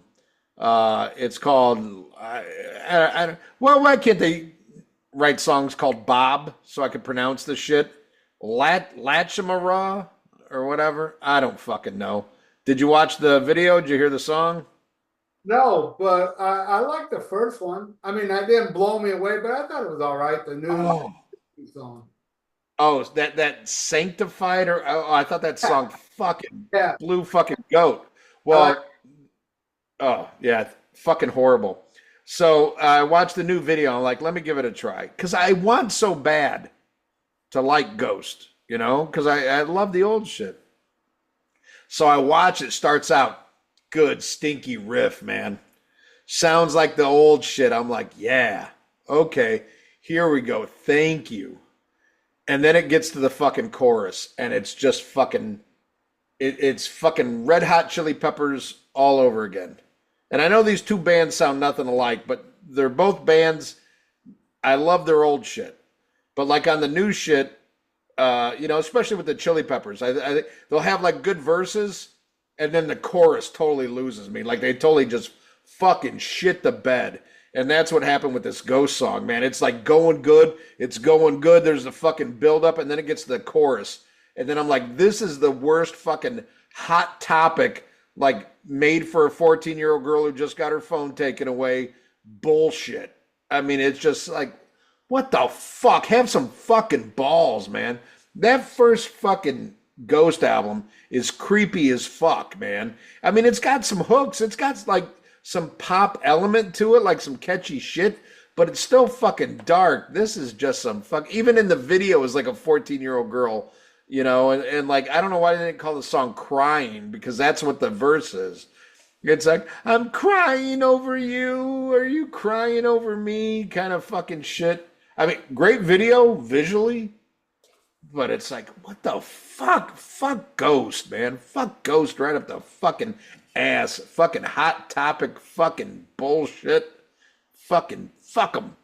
It's getting to the point where I don't even think I'd go see them live anymore because I'm afraid that if you go see them live, the majority of the set is going to be all this fucking commercial crap. It's not going to be like the fucking old school fucking Blue Oyster Cult sound and shit and the fucking metal. It's going to be fucking, Mary fuck the goat shit or whatever the fuck they're so famous for now. Fucking horrible. Fucking gay ass fucking. It's like Van Hagar of Ghost. I, Fucking terrible. I listened to it for the first. Well, I did hear it online. I bought a copy of The Last Ghost, not the album, what they released in between. It has the only Oh good, yeah. the only good thing on there is that Genesis cover. And I thought that sucked. I like the fucking Maiden cover better than that Oh, Genesis you're cover. kidding me. Oh, fuck you. Really? And I'm hold That's on now. Hold terrible. on now. Let's don't shit the bed. I don't think it's great. But first of all, that was a horrible fucking Genesis song, and the cover was just as shitty. The only thing I halfway liked was the Maiden cover, and that was a half-ass fucking cover. Oh, I thought that Genesis song sucked, dude. except for Genesis cover, everything else on that album is complete dog shit. And Well, I agree with most of what you just said. and dude, I mean, not in my opinion, not that the original was bad enough, but really gonna cover "We Don't Need Another Hero" from Tina Turner. Yeah. No, but I mean I hate when this was a big trend, we lived through this shit unfortunately, but remember when all the new metal bands, it was the ironic cover. We're doing, this is so left field for us. We're doing, 80s staples and shit, and it's just like, oh, get the fuck out of here. No fucking, I mean, and then the people who buy that shit are so fucking stupid, they don't even know they're fucking originals. They probably hate the fucking originals, I like We Don't Need Another Hero, but I don't want to hear fucking Ghost fuck it up with their fucking mall fucking goth bullshit.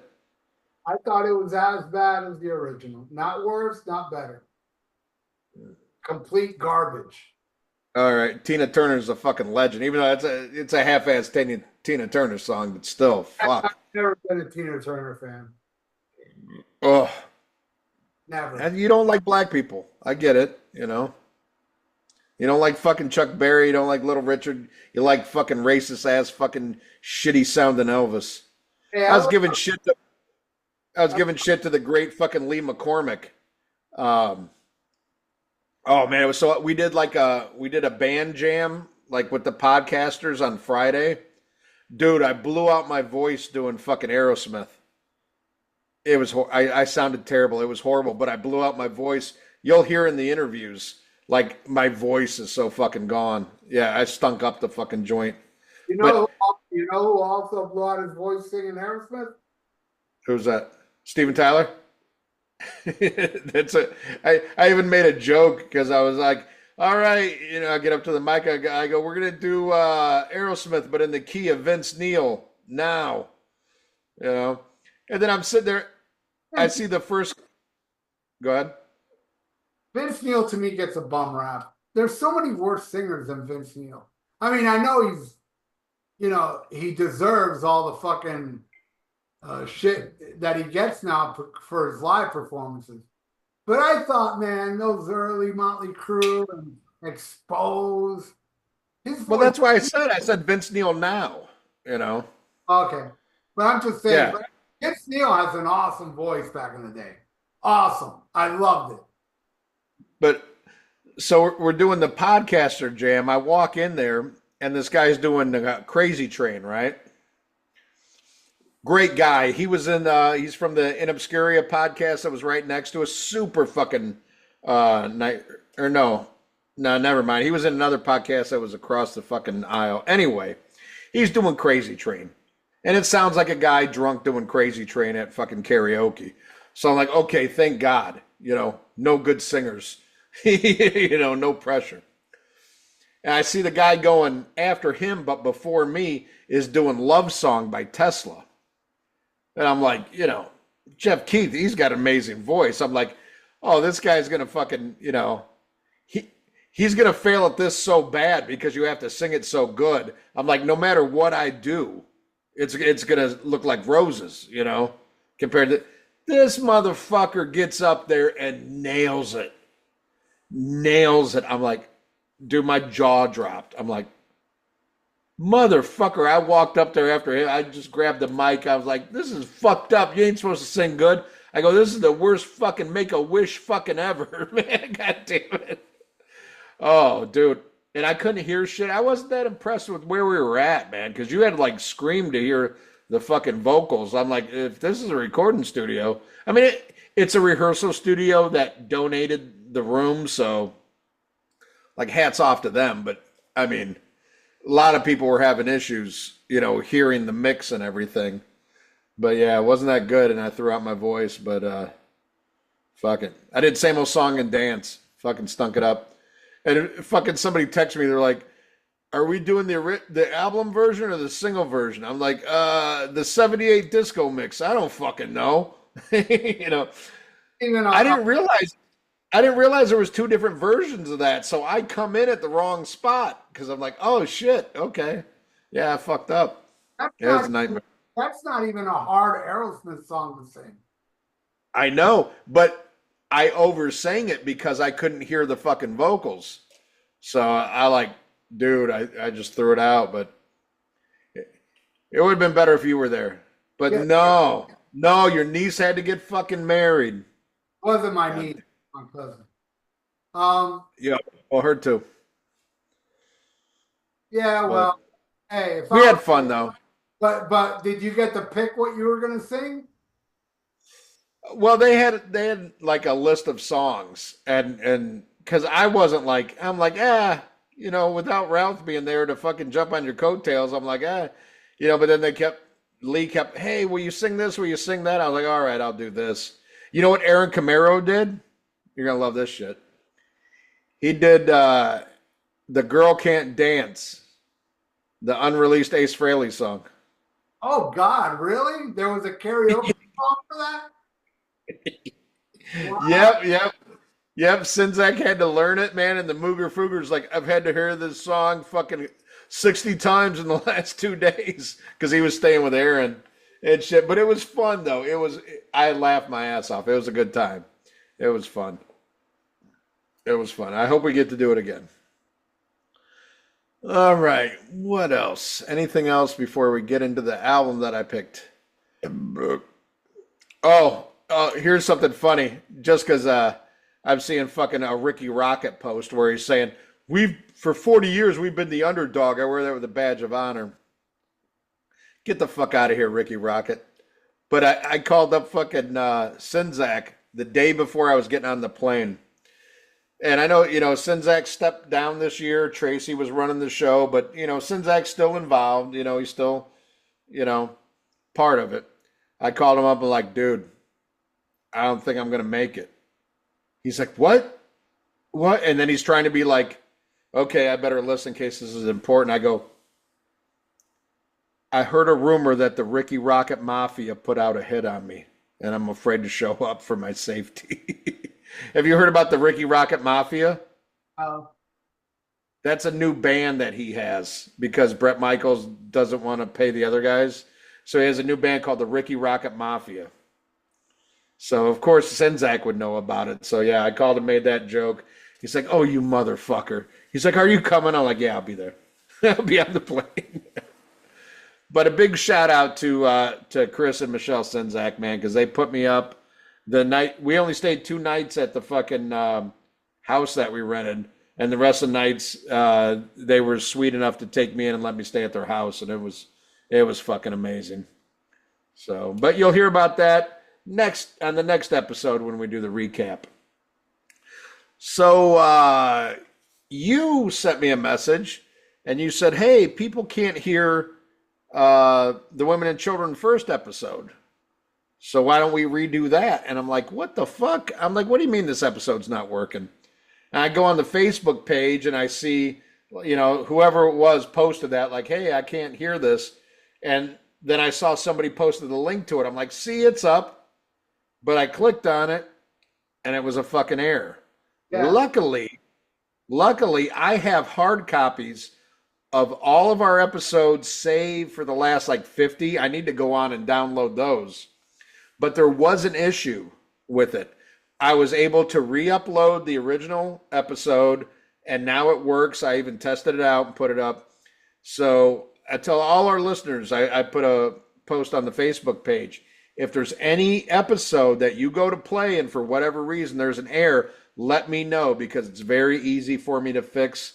I'm going to go online and I'm going to get the rest of the episodes that I don't have. They're all newer episodes, so I shouldn't have an issue with it. But I have hard copies of all of those, so let me know and we'll do that.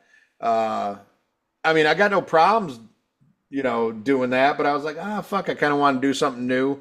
And I picked Badlands, VOODOO Highway. Hey, Ian, I'm going to be right here, at least like Okay. 5 feet away, so you can continue the show. All right. I will hear you fine. I just won't be on camera, so.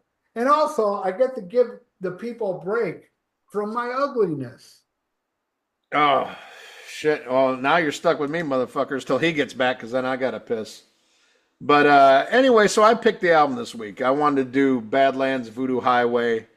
An album that I got to admit, when it first came out, I was kind of like, eh. I loved the first Badlands. I'm a huge Jakey Lee fan. He's still, fucking throw the shit at me. He's my favorite Ozzy guitar player. I'll take him over Randy. Sorry. I just like his style. Let me cut you off for a second, Ian. Okay. I like Randy Rhoads more, but I will say this about Jakey Lee. Technically, he was better than Randy Rhoads. Yep, you have mentioned that before, and I don't think Randy could have pulled off the both Bark at the Moon solos, like the end of it in the middle. I don't think Randy could have pulled that off. That is some killer shit. But I will say this: I don't think Jake could have done the Randy shit either, like wrote it. I mean, I have respect for Randy. I really do. Well, that's why I like Randy Rhoads more because of what he did. Like, for instance, the guitar work on Diary of a Madman, the song. That's why it technical don't mean shit. If you can write something like that, you to me are a god, and only Eddie Van Halen is better, in my opinion. Right. No, I agree with Randy's talent. I mean, Randy was amazing. Just his influences are much more classical than what I like. I do not like when bands do the fucking symphony albums. I don't like classical music that much, aside from Wagner, because fuck the Jews. Then I have a question for you. Okay. Yeah, you don't like when, that fusion of classical, but do you think Randy was different where his classical was different than all the other ones? It was kind of a little more maintained and in a box and not all over the place.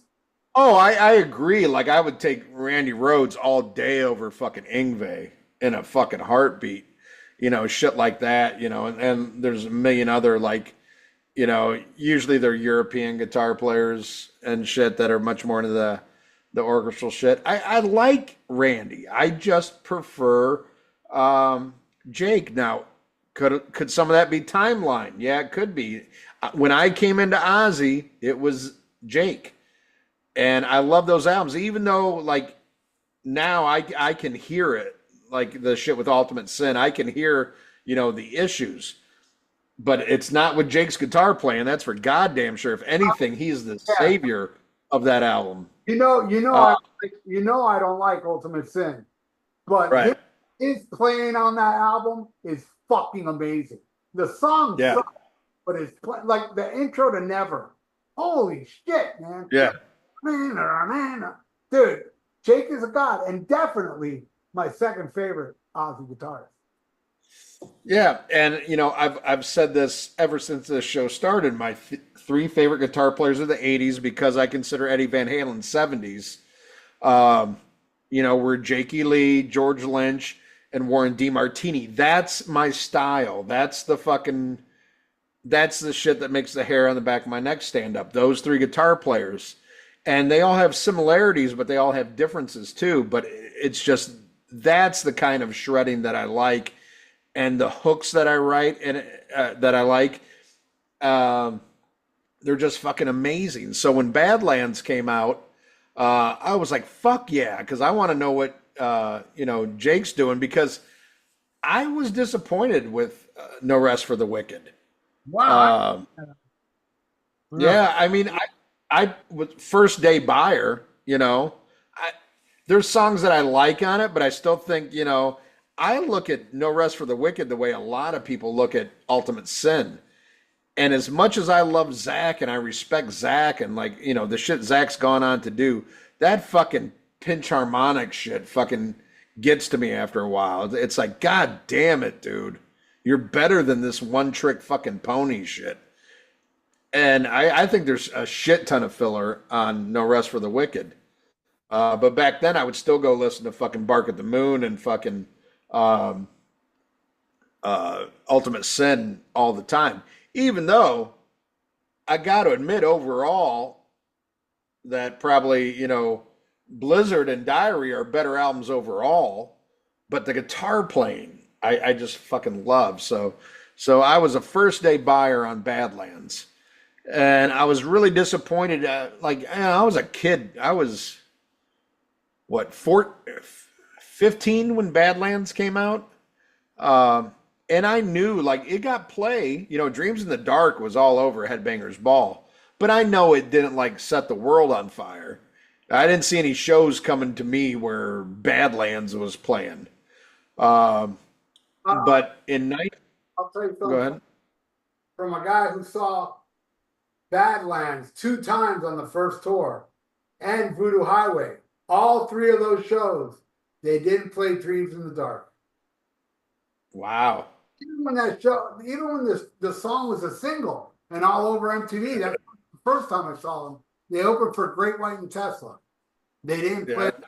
that. I understand. Well, I didn't understand it, but I know they had a limited time. But then I saw them headline a club on that tour, and they didn't play. Well, I'll tell you why after I piss. I'll be back. Talk about when you saw Badlands, because that's awesome. Yeah, it was awesome, man. It was amazing, and I'll remind Ian when we get into it. Well, I won't even tell you the song. They played a song from Voodoo Highway on that first tour. When I saw them, what's really funny is I saw them play it when they opened, not the headline show. They didn't play it, or maybe they did. I don't think so, but I know for sure because I actually have, I don't know where it is, but I have a cassette of that concert. I think it was Ruben that bootlegged it, of opening for Tesla and Great White. And I know they did the last, oh shit, I just gave away the song. They did the last time. And this is going to be our next album with Eric Singer playing. And they were phenomenal, man. The best time I saw Badlands though was Voodoo Highway tour. Jeff Martin, what a drummer! And I knew him as the singer of Racer X. I didn't know he was a drummer. He's a great drummer, man. And he played his ass off. And Jake was doing these fucking unbelievable solos. I was all the way up front in this club.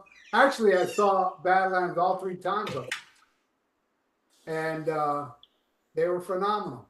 Now, I will say, now that Ian's back, I did see Red Dragon Cartel, and they played Dreams in the Dark.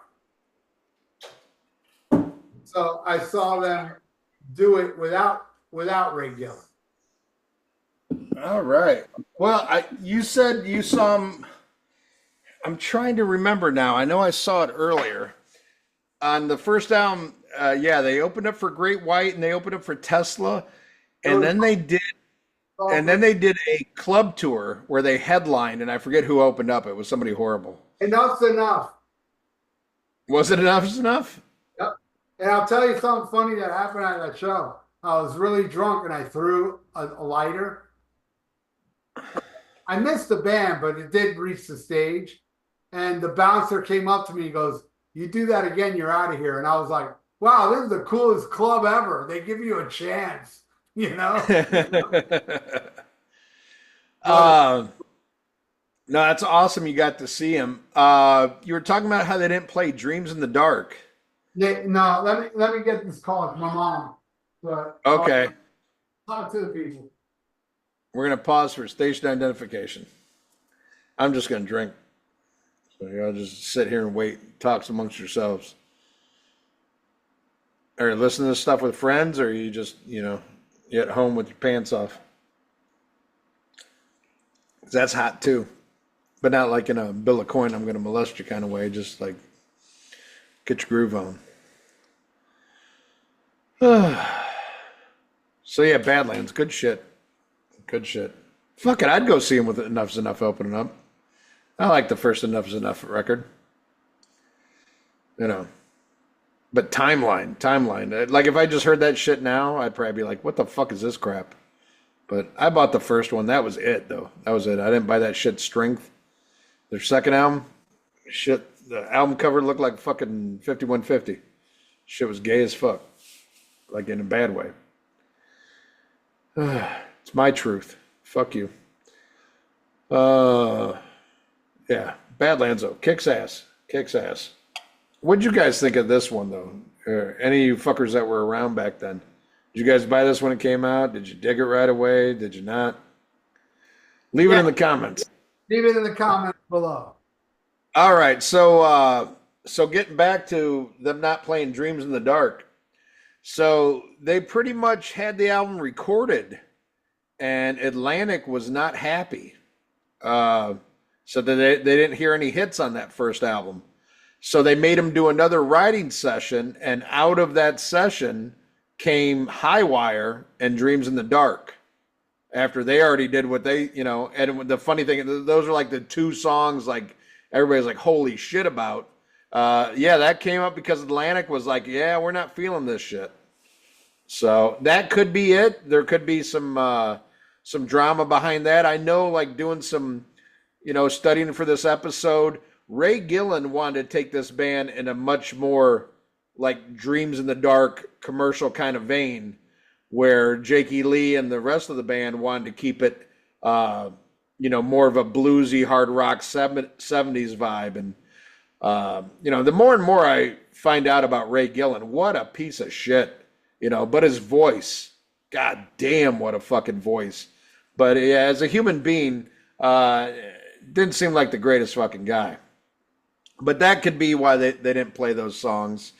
That would be my guess. Well, I mean, I'm sure they played Highwire, but not Dreams in the Dark, because I think they kind of felt like this is, forced upon them to do something like that. I still think it's a great fucking song, though. I also got to say, which I'm sure there'll be some comment from somebody.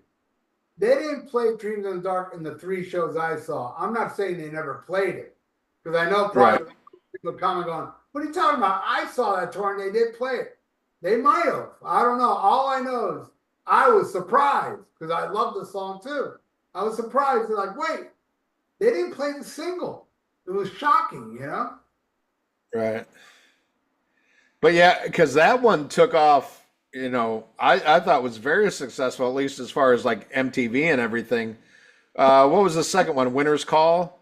Yeah, and both of those, Winter Call did better, but both of those were on Dial MTV. Really? Winter's Call was? I don't remember seeing that nearly as much as Dreams in the Dark. Winter's Call made #1. I don't know for how many days, but I know it was. Oh, wow. It was okay. Number, Right on. Well, so first album comes out, almost goes gold. I think it was like 480,000. You need 500,000 to be gold. So it just comes in under gold. Doesn't do exactly, Atlantic, wanted it to do better. Atlantic was already mad because they thought they weren't commercial enough. But I mean, if you listen to this album compared to what was coming out at the time, no, it was nowhere near like fucking Open Up and Say Ah, and, Cherry Pie and shit of that ilk. Dr. Feelgood had much more muscle behind it, real songwriting. I think that's why they're looked upon as fondly as they are now, because these records hold up. But I remember 91 when VOODOO Highway comes out. Of course, I buy it right away. And I don't even know if I had seen the video for the last time yet. It's just new Badlands, new Jakey Lee. I'm going to fucking buy it. And I just remember immediately I was like, it's not as good as the first one. And which is weird now because I hold it in much more esteem. And at that time when that was coming out, I was like, I thought it wasn't commercial enough, but at the same time, I was sick of all the commercials. By 91, you got your Tufts and your fucking Dangers and all this other shit I couldn't stand. Fucking Steelheart, all this fucking crap. I hated that shit. But the album just didn't grab me as much. And you also have in 91, you have your Alice in Chains, you have your Jane's Addiction, Red Hot Chili Peppers, all this other shit that I was like, ooh, I'm feeling this. This is something new. This is exciting where the other shit's getting old. But it was one of those I'd always go, I'd pop it in every once in a while trying to force myself. And I'd listen to Last Time and I'd listen to the Fire and Rain cover. And that was it. And then I'd pop it out and put something else in. I didn't really listen to it, as you should in an album format. But as years go by, it's one I would always go back to. Like, I need to get more into this. I need to get more into it. And then it just fucking stuck one day. And I was like, holy shit, is this fucking good? And now I would say I prefer this one over the first album. As much as I love that first album, I think I like this one more going song for song. Now, is there something as good on this as High Wire or Dreams in the Dark? I don't know. But, if you do like what Ralph does with a track by track, I think this is a more stacked fucking album. And I really love it. I think it's great. Spoiler alert. But we'll go into this. Ralph, is this something you bought right away when it came out? I know you got something special. You got something with a license plate or some. Unfortunately, it's kind of tacked on my wall. I can't take it down. Okay. Maybe you can see it. Wait, hold on. You see it right there? Yeah, there you go. There you go. Back to the wall. Yeah, I got the VOODOO Highway license plate. That's a very rare thing. Now, man, I gotta bring this up because it just shows, man. I'm old and I got the worst memory ever. And I didn't tell you this, but when you said you wanted to do this album, I thought, hey, you know who we should get for this show? The great Brian Davis, because I know he likes this album, right? Oh, yeah. I'm trying to fix. So I text him. I text Brian Davis. I go, hey, I know it's short notice because I told him this today. I know it's short notice, but Ian and I are doing. I'm sorry. I mean, Ralph and Ian. What the fuck am I telling them?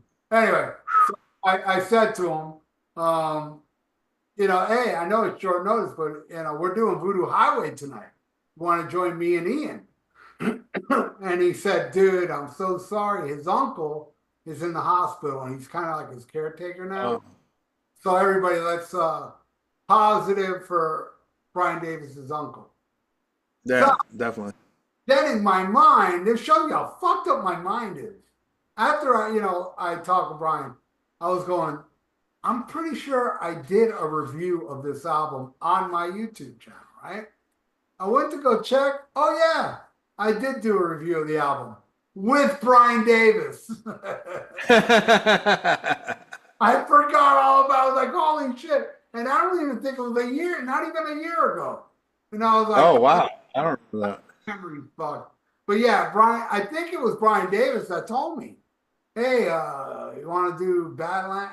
And I go, man, I love the album, bro. I bought this shirt, well, not at the concert, but I'm just like you, Ian. I prefer VOODOO Highway. I love the first album, but I think this album's better. It really did take what they did on the first album and expanded it, And I don't think there is a song better than High Wire, but yeah, there's a couple on here I put above Dreams in the Dark. And I love Dreams in the Dark, but there's some songs on this album that are my second and third favorite Badlands song. I think this song's fucking phenomenal. It does suffer a bit with the length. I think they should have cut it down a bit. and added some of those songs on Dusk, which I found to be extremely overrated. People, I think Dusk is not good. It's just not good. Well, I'll say this. I remember you telling me you didn't think that much of Dusk. And it's one of those I've had forever and I've just never got around to it. I listened to VOODOO Highway, I shit you not, 6 times today. And then I was like, let me check out Dusk. And just, for time reasons and shit that happened, I got about halfway through. But I was really enjoying what I heard. Now you have to keep in mind what Dusk was demos that they sent to the record company trying to get money for the third album.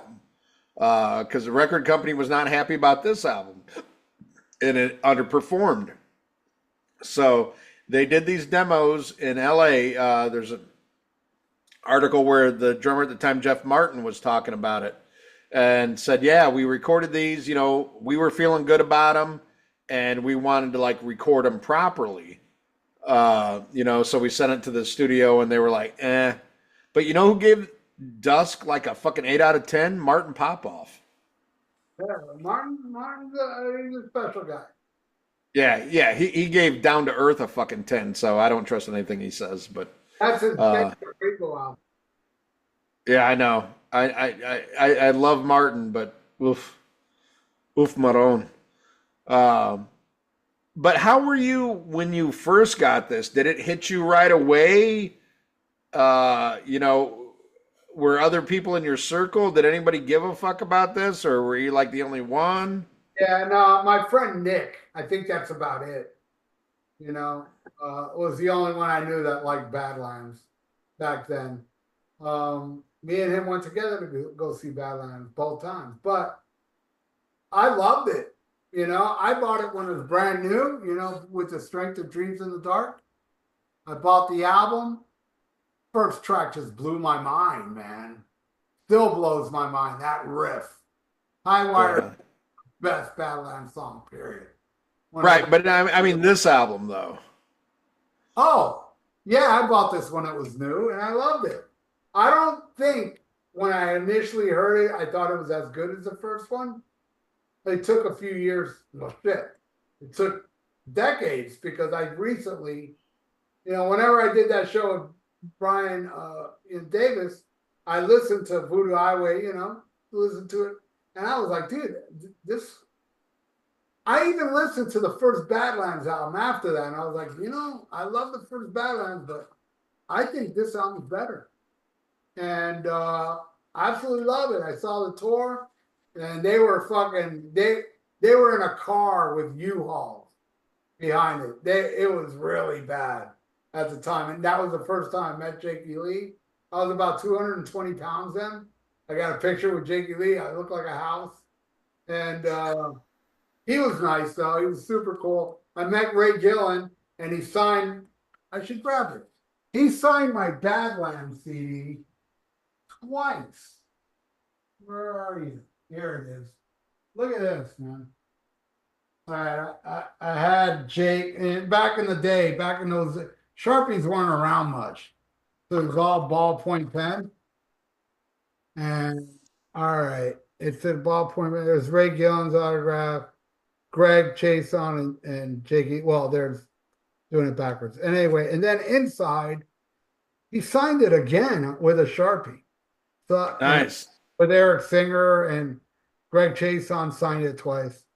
But yeah, I put this. I did an earlier live podcast show on my Almost Human channel about, I don't know, 5-6 years ago, and I was showing this CD, talking about it, and I swear some guy said, "I'll give you $6,000 for that." Wow. And I was like, no. I wish I knew where that guy was today.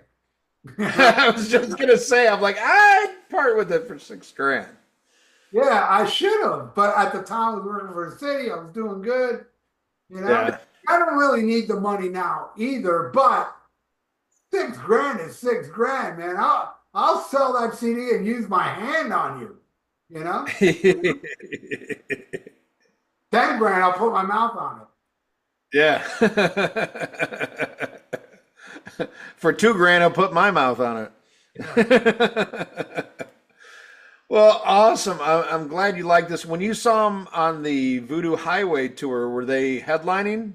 Yeah, I saw him with Voodoo Highway, and that was like the best show I Who saw. opened up the show? That one I don't remember. I, Yeah. I do remember Enough's Enough was on the first bat. I can't remember who opened that Voodoo Highway show. It might have been a local because I don't remember at all. But it was awesome, man. I was all the way up front. I was all the way up front at all three Badlands shows. But that one, Yeah. Jake, I never saw Jake play better than that night. And I And saw I was Ultimate Centaurs too. and I was surprised, when I was doing, studying up for this album. Ray Gillen was not a fan of this album and didn't like the direction that they were going in. He wanted to go more in the commercial direction. And I even watched I never bought it, but God, remember the glory days of the old VHSs that would come out? They had one they put out around this called Dag the Giblets. I own it. Whatever the fuck that means, I have no idea, but I watched that shit today. And he's talking positive about it on that, of course, but it was a very stressful tour because they were arguing, between Jake and Ray, and the rest of the guys, Jeff and Craig, were totally with Jake in the direction. They thought, hey, we're doing a good thing here, and Ray was like, nah, we need to be more commercial and shit. And there's a show that's very much talked about that they did in England on this tour, where there was an interview in Kerrang where Jakey Lee kind of, bitched about Ray and like a show that Ray canceled because he had like a cyst on his neck or some shit, and was bitching about Ray. And Ray holds it up during the show, and says there's two sides to every story. And they said Jake was like mouthing, "It's all true. It's all true." But all the reviews of that show said it was one of the greatest fucking Badlands shows ever. That they played phenomenal, even though there was obvious tension. And shortly after this album came out, they kicked Ray Gillen out, or he left, depending on who you ask. And they got a black girl to sing for him for like a couple weeks. And then Ray Gillen came back, and I think that was before the European tour. Then he came back, they went on the European tour, and then it fell apart after that, and they got Ray West, who I saw sing for Uli John Roth. And the funny thing is, there was a band called Sun Red Sun, which is a song on Dusk, but it was also a song that a group that Ray Gillen had with Mike Starr from Alice in Chains, and somebody else was in that band. But anyway, there, all this fucking drama. But what a fucking fantastic album. So, fuck it, let's go into it. Ralph, you want me to take the first track? Yeah, you take it. All right. Wait, The last time. Before you go, What's that? Before you go into the first track, I got it, man. This is the Sun Red Sun album. Oh, really? Okay. Yeah. Who's all on that besides Mike Starr? All right. Ray Gillen, Mike Starr, A.L. Romano, and Bobby Rondinelli from Rainbow. Okay, Rondinelli. Okay, I knew there was somebody else in it. Wow. Yep. I got this many, many moons ago. I think Ray was already dead when this came out. And Nice. I'll tell you, man, one of the most badass songs on here is this song called Hard Life. It's an amazing song, and you'll never believe who wrote this song. It was Joey Belladonna. Really? And it's so awesome. I was like, fuck, man, that guy can write a good song. Really good shit. Hard Life. Check out Sun Red Sun, Hard Life. That song rips, man. And there's another. I might have that, but with a different cover. I don't know. I mean, I have a digital copy. This was the first one. I also have another CD that has some different versions of these songs, and it's called the Ray Gillen Years. And it only has Sun Red Sun stuff with Ray Gillen, like from here, but also instrumental. It's a weird record, but this is the better one. But this also has instrumental. It's not all singing. There's maybe four songs here of vocals, and the rest is instrumental from this A.L. Romano guitar player, who's a shredder. He's good. But there you go. I do have it. So, all right. So you're going into the first song from VOODOO Highway. That's right. The Last Time. Great fucking opener. To me, sets the vibe for the 70s style that you're about to enjoy. And you know what? Lineup change, but I don't even miss the Catman. Eric Singer's not on this one. Funny story. I was talking to Chris Czynszak. We're talking about, meet and kiss and everything. I was like, yeah, I met everybody except for Mark St. John and Eric Carr. And he's telling me about when he met Eric Singer. He's like, oh, I'm also a big Badlands fan, especially that second album. He said, and he said he didn't realize it at first. He's like, oh shit, he didn't play it. But he said he could tell in Eric Singer's face, like, fuck you. And he said that they talked later and he apologized for saying that. He's like, oh, I'm so sorry. And he said Eric Singer ended up being nice about it after the fact. But here's something I'm looking up stuff and I'm finding mixed shit.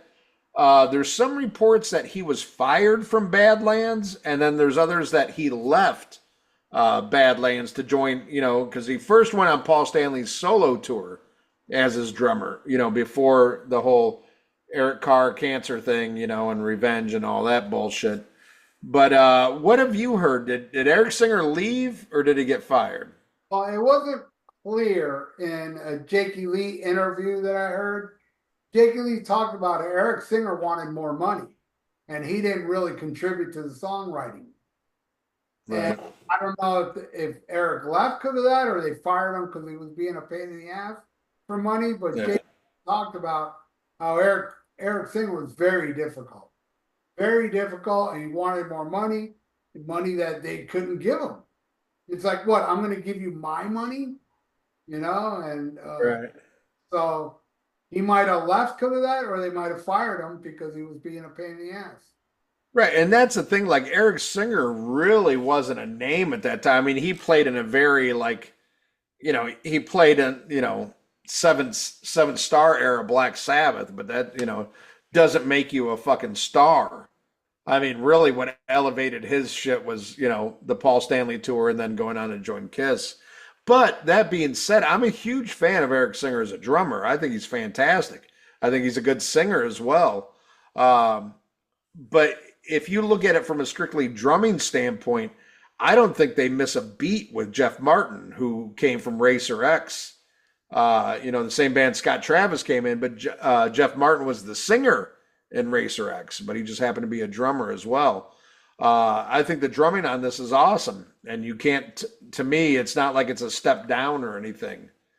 But no, I just I dig this song, and it does set up the vibe of this album. This does not sound like an album released in 1991. This sounds like an album released in 1975. It's just really good blues, basic rock and roll. And I think something that might have turned me off to this when it initially came out is, something Ralph talks about all the time. I didn't mind it as much as Ralph, but this was a trend for the cock rock bands. They started getting more bluesy. That was the thing. Cinderella with Long Cold Winter, and even more so on Heartbreak Station. You had LA Guns getting bluesier. You had Great White getting bluesier. It was kind of like trendy, and I didn't want those other bands to do it. So when Badlands did it, I was kind of like, listening to it now, this is more Badlands just being themselves. But at the time, I got tired of these bands, like, like, oh, we're a blues band now. Fuck this shit, Um, but listening to it now, man, this shit holds up. This sounds legit. Uh, it doesn't sound like a sellout at all, and it holds up. Love this track. What do you think, Ralph? Well, I said this earlier when you were in the bathroom. I saw them play this with Eric Singer. Oh, And wow. the funny thing is, they played it when they opened for Great White and Tesla, not the headline gig. I think, if they did play the headline gig, I totally forgot. But I know for sure they did it when they opened for. I love this song. This song's awesome. And also, I ended up getting a pro shot video of Badlands on the first tour where they play this song. And it's amazing. It's a great, great opening track, cool video. Them out in the fucking desert, Great shit.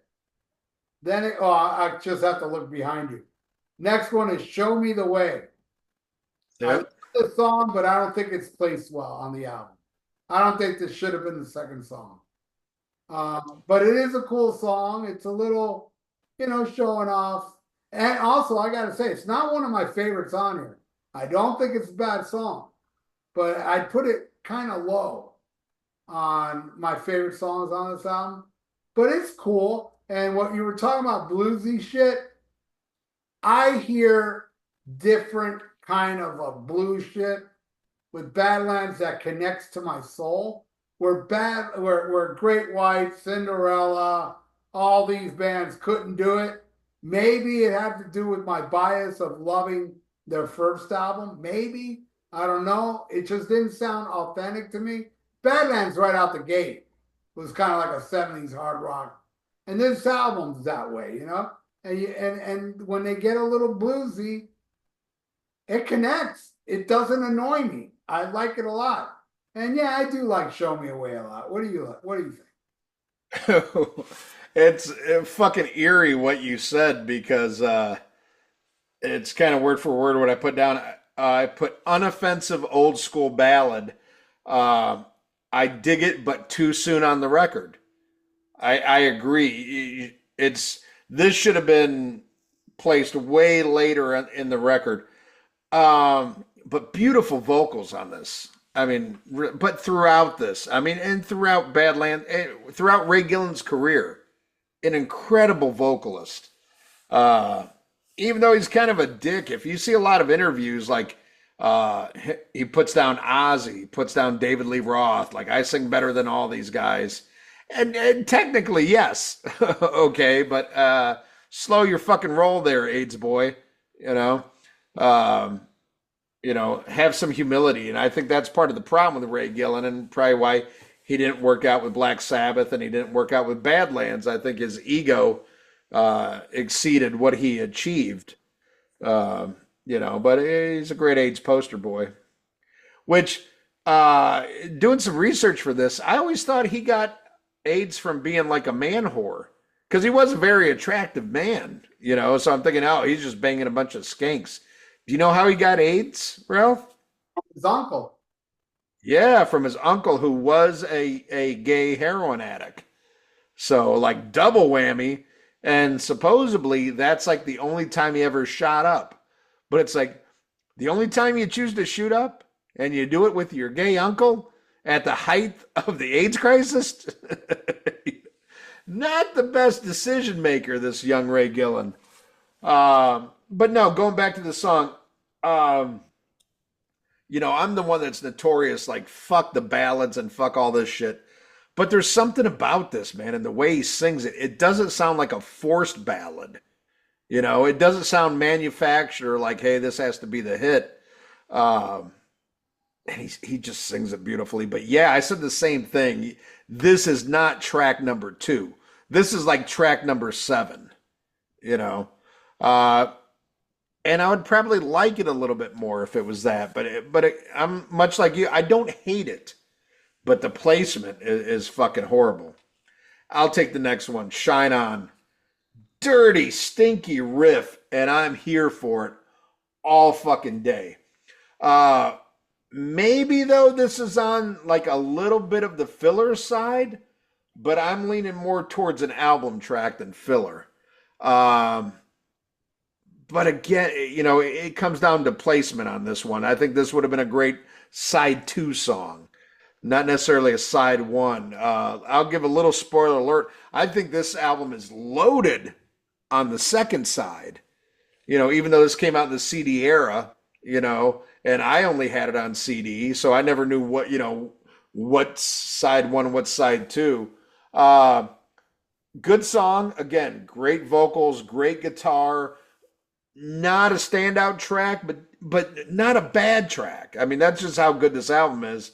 But again, I wouldn't have you come out with Last Mile, then you go to a ballad, then you go to this. I would have sequenced this shit a lot differently, but still a decent song. What do you think, Ralph? Um, Again, I love the song, but I would put it kind of low on my favorites on here. It would have been a better track too, because of that heavy riff going on. Yeah. It's a cool song though. Shine on, on the air. Great riffs, and I think that would have suited this album as track two. Last time, good melodic rocker. Shine on heavy, and but there's heavier on this album, but still it would have been a good track too. The next track is my favorite song off the album, Whiskey Dust. Fucking amazing. An amazing song. And I remember them playing this, man. What a fucking great. I love the guitar playing, the mood, the singing. Your love is whiskey. Whiskey.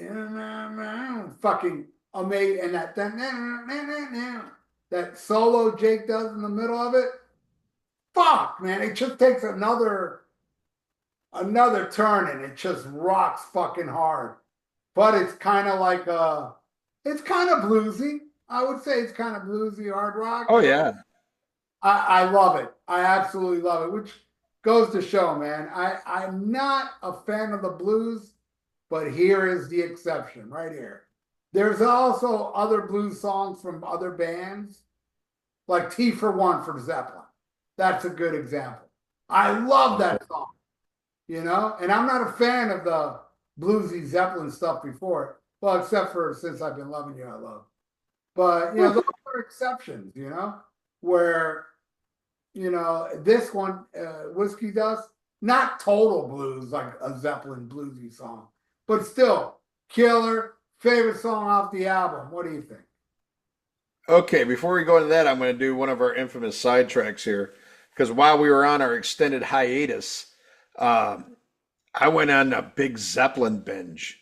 And I was like, you know what I ain't watched or listened to in forever was fucking Song Remains the Same. Holy shit, the live version of Since I've Been Loving You on that. God damn. God damn, was that good. Holy fuck, I love that song. And I love T for One. But getting to this one, I love this track. This is something I was watching on the home video where Jake's talking about this. I think it was Jake, or it could have been Craig, was saying, this is kind of a departure for us, something a little weird, but we love it, we totally feel it.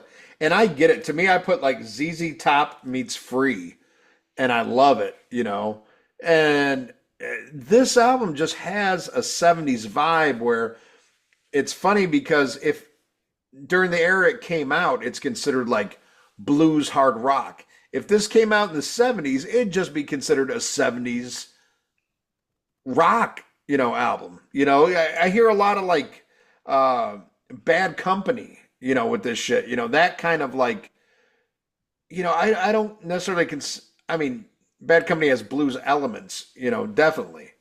But I don't consider them like blues rock. It's Bad Company. It's 70s rock and roll. And that's what this album sounds like to me, is 70s fucking rock and roll. And if this shit came out in a different era, this would be a fucking classic. It came out in the year of Smells Like Teen Spirit. So there you go. but I love it. Great track. And they do have a live version of it on the home video. Next track, instrumental called Joe's Blues, which is pretty interesting when you look at the history of this band because of all the Ozzy and Black Sabbath connections. You know, you had Jake E. Lee came from Ozzy's band.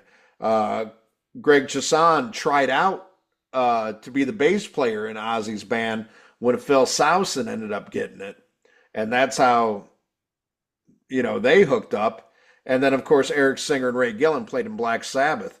Well, Joe's Blues was titled after Jake E. Lee's guitar tech at the time, who was none other than Joe Holmes, who would go on to play for Ozzy, of course, during the dark years. You know, they only recorded that one horrible song, that Walk on Water or whatever, for that box set. That was fucking terrible. But anyway, wow, what a good song, though. You know, and this is one of those, you know, this is, and I know it's blasphemy to some, and I feel so bad about how I talked about it when we did one of our early episodes. We did both Blizzard of Oz and Diary of a Madman in one episode. That's how dumb we were. We didn't split that shit up. But I just went off about D and oh fuck D and nobody cares about your fucking mom and shit, you know, and you know, but I never cared for D. I didn't, you know, but this is kind of like that same little like 50-second kind of thing, you know, but what Jake does with this is fucking amazing. And I'm much more of a fan of this style of playing and this kind of songwriting than I am of a, you know, a song like D. I think it's killer, you know, it's kind of like a Spanish Fly, you know, and Van Halen 2, you know, it's like this weird little interlude. I mean, you're never going to go into your iPod and go straight to this song, but you hear it on the fucking album and it's like, fuck yeah. You know, I love it. What do you think of Joe's Blues? I love it. I love his whole little picking thing and shredding a bit. I prefer D though. I'll tell you right out. Okay. I absolutely love that composition, but this is a bit of a little showing off, but also making it musical. You know, I agree. doesn't make it sound like it's showing off, but it is showing off how amazing Jakey Lee is. But him throwing in that dan dan dan dan dan dan, you know, making it a song like it's great. I love it. All right, next song is Soul Stealer. I feel this is the high wire of this album. You know, it's got the high wire feel, the killer intro, but you know, it's heavier than high wire. Probably my second favorite song on the album. Absolutely love this song, and I love when Ray's like, the way you set me free, and they do that effect on his voice, like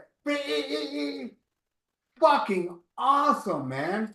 It's an amazing song. Would have been better opener, but then it would have been like, oh, they're just redoing High Wire, you know. True. But I love it. Fucking Soul Stealer, badass tune. I saw them play this live too on the VOODOO. Oh, nice.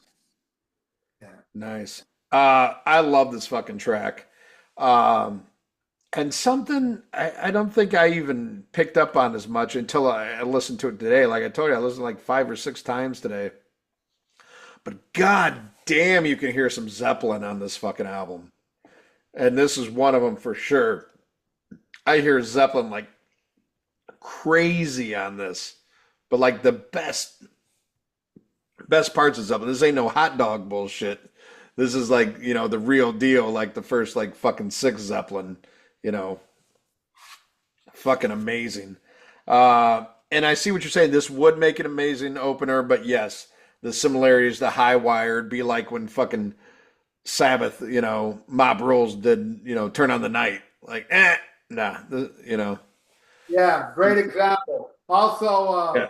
Sign of the Times, Quiet Riot. That was Yeah. that was Bang Your Head. Same shit. Yeah, only not as good. Definitely not as good. All right, well, I'll go into the next song, which is my personal favorite on this fucking album. 3 Day Funk. Holy fuck. Um, I can't say enough good about this. It'd probably be one of my shortest like reviews. I can't put into words everything that I feel about this song, but it's just like everything hits. I would not change one note on this fucking song. Uh, and just when I feel like it can't get any better, it gets to the chorus, which I just think is amazing and just showcases Ray Gillen and how amazing his vocals are. Um, and I love that the song goes in all kinds of different places. You know, it starts out with that funky, like almost like but not like funky and like Cool in the Gang. It's more like like James Gang, you know, like Funk 49 kind of way. Um, just amazing. But the vocals and the chorus is what knocks it out of the park. And I love like how they keep refraining the chorus. It's just the fucking best. My favorite track on the album. What do you think, Ralph? Um, I love this. Oh my God, this one's yeah, it may be funk and all that shit, but man, I mean, I know it's not prog, but it's as close as prog as Badlands would ever get. It does have some cool changes. I love it's kind of like a multi-personality song, but it's heavy all the way through. I love 3 Day Funk. All right, I can't see behind your microphone. Wait, I got Uh, my Silver uh Horses. Silver Horses, another great tune. This one's kind of catchy. Again, kind of lower on my favorites on here, but it's not a bad song at all. Yeah, I guess you can call this filler, but it's awesome. Silver Horses, great melody, great vocal deliverance from Ray Gillen, like all these songs. I love it. What do you think? Oh God. I definitely this would be I mean 3 Day Funk is always gonna be my favorite, but this would be two or three. You know, this it'd be between this and fucking last time. I love this one. And again, just listen to this. I think this one is the longest track on the record. Uh Man, I just fucking love it.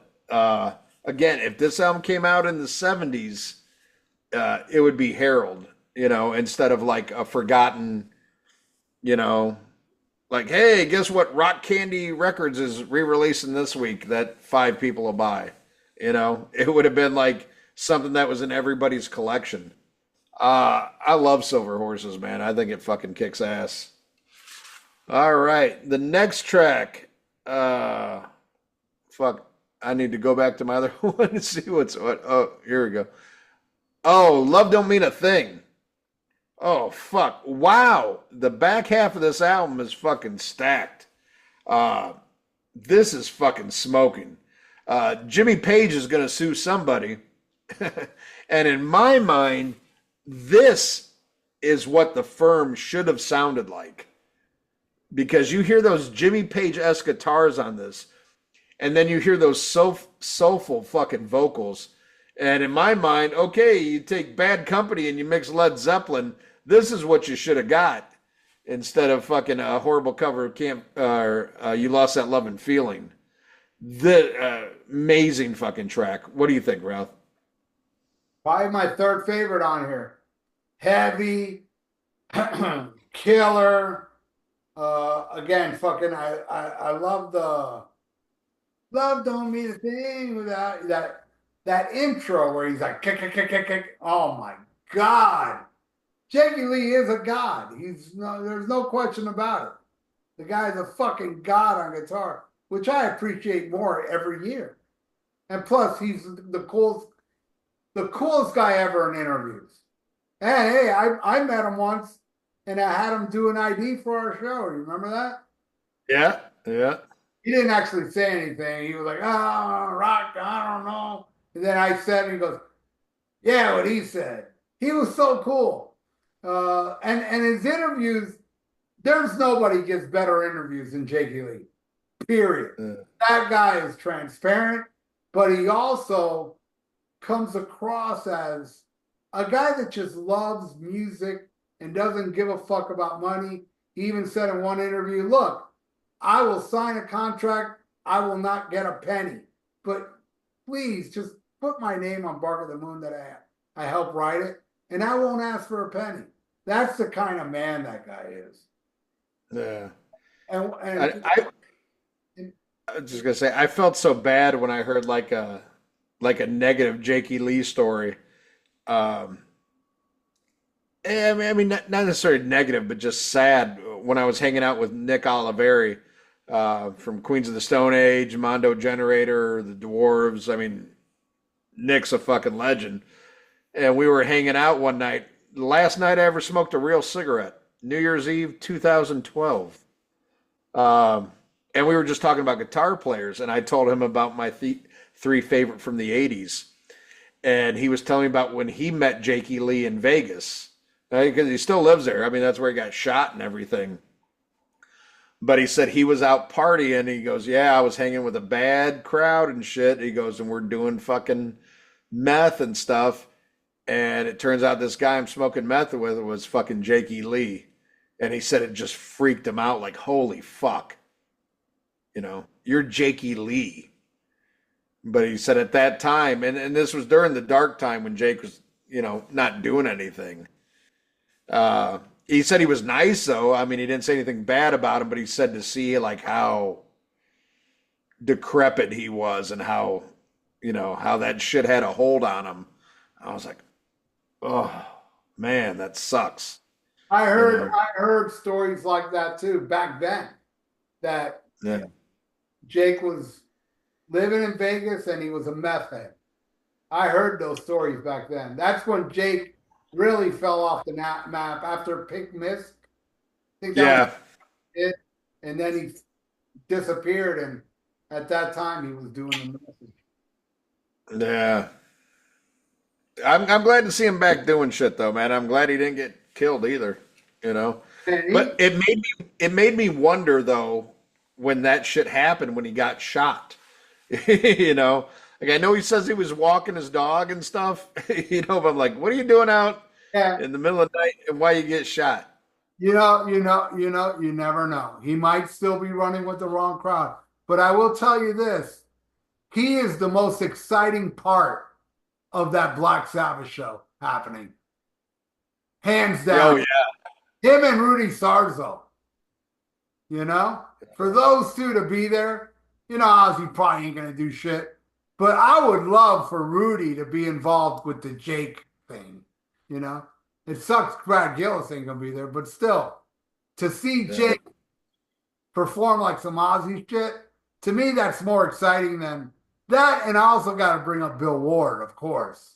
Bill Ward, Jakey Lee, and Rudy Sarzo are the three most interesting things on. Oh, and I forgot Sammy Belcher. Oh, yeah. Right after Tom Morello. Did you know that? Oh, The musical director. I don't know if you know this, but Oh You Wait 1-2 is better than Black Sabbath Sabotage. I've heard that. Yeah. I've heard that. Me too. Yeah. You can hear it too. Subscribe to the Butt Plug podcast. Oh, God. All right. You taking the title track? Or is it my turn? God damn. Oh, go ahead. I can't remember. Go ahead. I think it's your turn. I love the title track, bro. The acoustic, again, bluesy shit. This shit's kind of like, it's got that fucking Robert Johnson, which, by the way, I love Robert Johnson, and he's a Negro. So to all these listeners, it's proof that Ralph only hates Jews, not the blacks. I only hate black Jews. Fuck Sammy Davis Jr. Even Kirsch is all right because he's white. You know? Yeah, he's as white as a Jew could be to Ralph. You know, he's white and privileged like all white people. Did you ever see? Go back. This is hilarious. I'm sure you've seen it because you're very hip to Saturday Night Live. That one episode where Eddie Murphy pretended to be white. Yeah, just take it. Yeah, Take yeah. it. There's He nobody goes here. to buy a newspaper. He's like, "What are you doing?" Like he's trying to pay him. The white guy's like, "What are you doing?" I was telling somebody at work who's like, just a few years younger than me about it. I'm like, you've never seen. I'm like, go on YouTube right now and watch that. That should. What a silly Negro. Our buddy from Australia, Jack Roberts. Hmm. He put up recently the classic, the Clarence, the Fifth Beatle. Yeah. He put that one up. My God, yeah, she got to take a ride and bitch don't care. Fucking genius, man. And a lot of people say, Jack Roberts is racist, but he only hates Aborigines, not like American black people, just Australian black people. He's not a fan of. Yeah. But yeah, man, Voodoo Highway. And I love how Ray Gillen kind of fucks up in the beginning. And he's like, oh, Yeah. it wasn't that bad. It was kind of bad. But then Oh, when he sang it and the band comes in, and it still remains kind of like that mellow trip the whole way through, even though it's kind of rocking. God, I love. Too bad they didn't get hired to do fucking MTV Unplugged, huh? That would have been awesome. oh, God, yeah, that would have been amazing. See, like last time, acoustic or Devil Stomp, Winter's Call, Yeah. acoustic, fucking high wire acoustic. I'm sure would have been badass, man. Yeah, they would have made Poisons Unplugged sound like Poisons Unplugged. All right, I'm uh, to be 2 feet away from the computer. I'm still. all right, Oh, I got all right, to. go ahead. Fuck yeah, dude, I love the title track.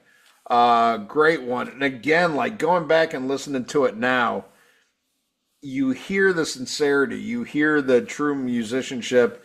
It doesn't sound forced. It just sounds like, man, this is what these guys are into, and this is the vibe they have for this record. I mean, the whole thing has an underlying theme. Uh, and Voodoo Highway just sums it up perfectly. I mean, the title, the album cover, all the tracks, everything, the stars aligned on this shit, except with the buying public. But I love it. And then we'll go into a song I think should have been fucking huge. Is their cover of James Taylor "Fire and Rain"? You know the story behind this, right? Yes, because Jakey Lee wanted to do "Fire and Rain" No, no, by no, Free. no. That's not the story.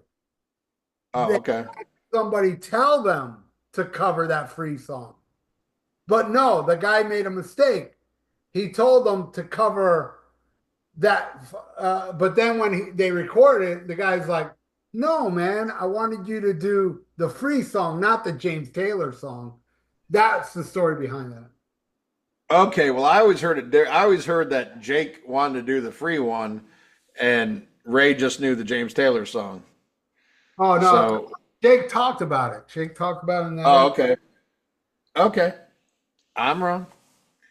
Either way, though, what an amazing cover. And I hate James Taylor, but I Yeah, love this song. I can't say I'm a fan either. Yeah, do not like, I've never heard a James Taylor song that I like other than Fire and Rain. He's part of I that. hate, He's part of that fucking Jackson Brown circle. thank you. I was just going to bring up that fucking wife beating son of a bitch.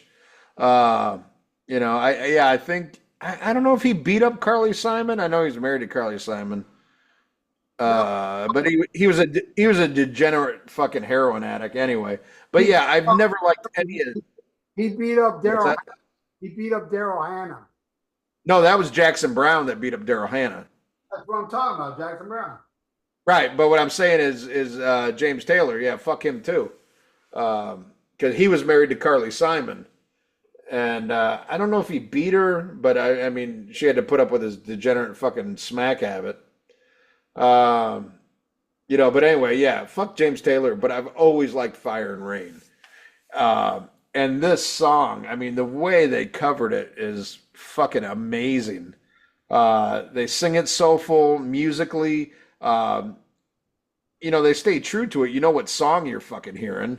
But they give it balls. They give it gravitas, if you will.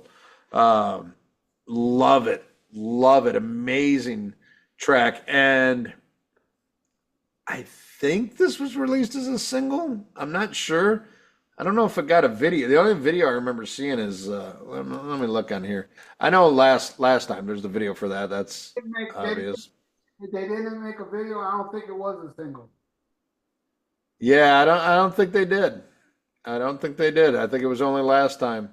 But yeah, stupid on the record company, because I think even at that time, in '91, this still had crossover potential and could have been a hit because there could have been all kinds of people who didn't even know the fucking James Taylor song that would have liked this because they just fucking knocked it out of the park.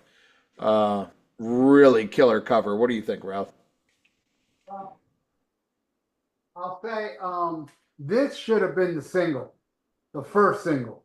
And it would also help if they had Doc McGee manage them, so it can get released properly. But already at the time, the label was pissed at the band. It's like, wow, the label didn't hear this cover. This cover is so catchy, and it blows away James Taylor's version. This is the best version of the goddamn song. I went back. I agree. I listened to James Taylor. I was like, it's okay for what it is, the acoustic-y bullshit. But man, Yeah. fucking Badlands gave it muscle, gave it balls. It's fucking amazing. This should have been the single from the album. And then last time after that would have been great. With a good management, it would have blew up. Yeah, but they had Paul O'Neill. I think Paul O'Neill done by that time. Paul O'Neill, I think, only produced the first album. No, I think he's credited on this because this is when he outed him because they were gonna fire him, and that's or no, James A. Ball is the other one, but yeah, no, he was still around. I think he got fired mid-tour. They got rid of Paul O'Neill. Okay, what's the next song? The next song, it's your turn. Heaven's Train. See, look, here's another one that I feel should have been off the album. Not a bad song. I like it. What? Wait, hold on. What?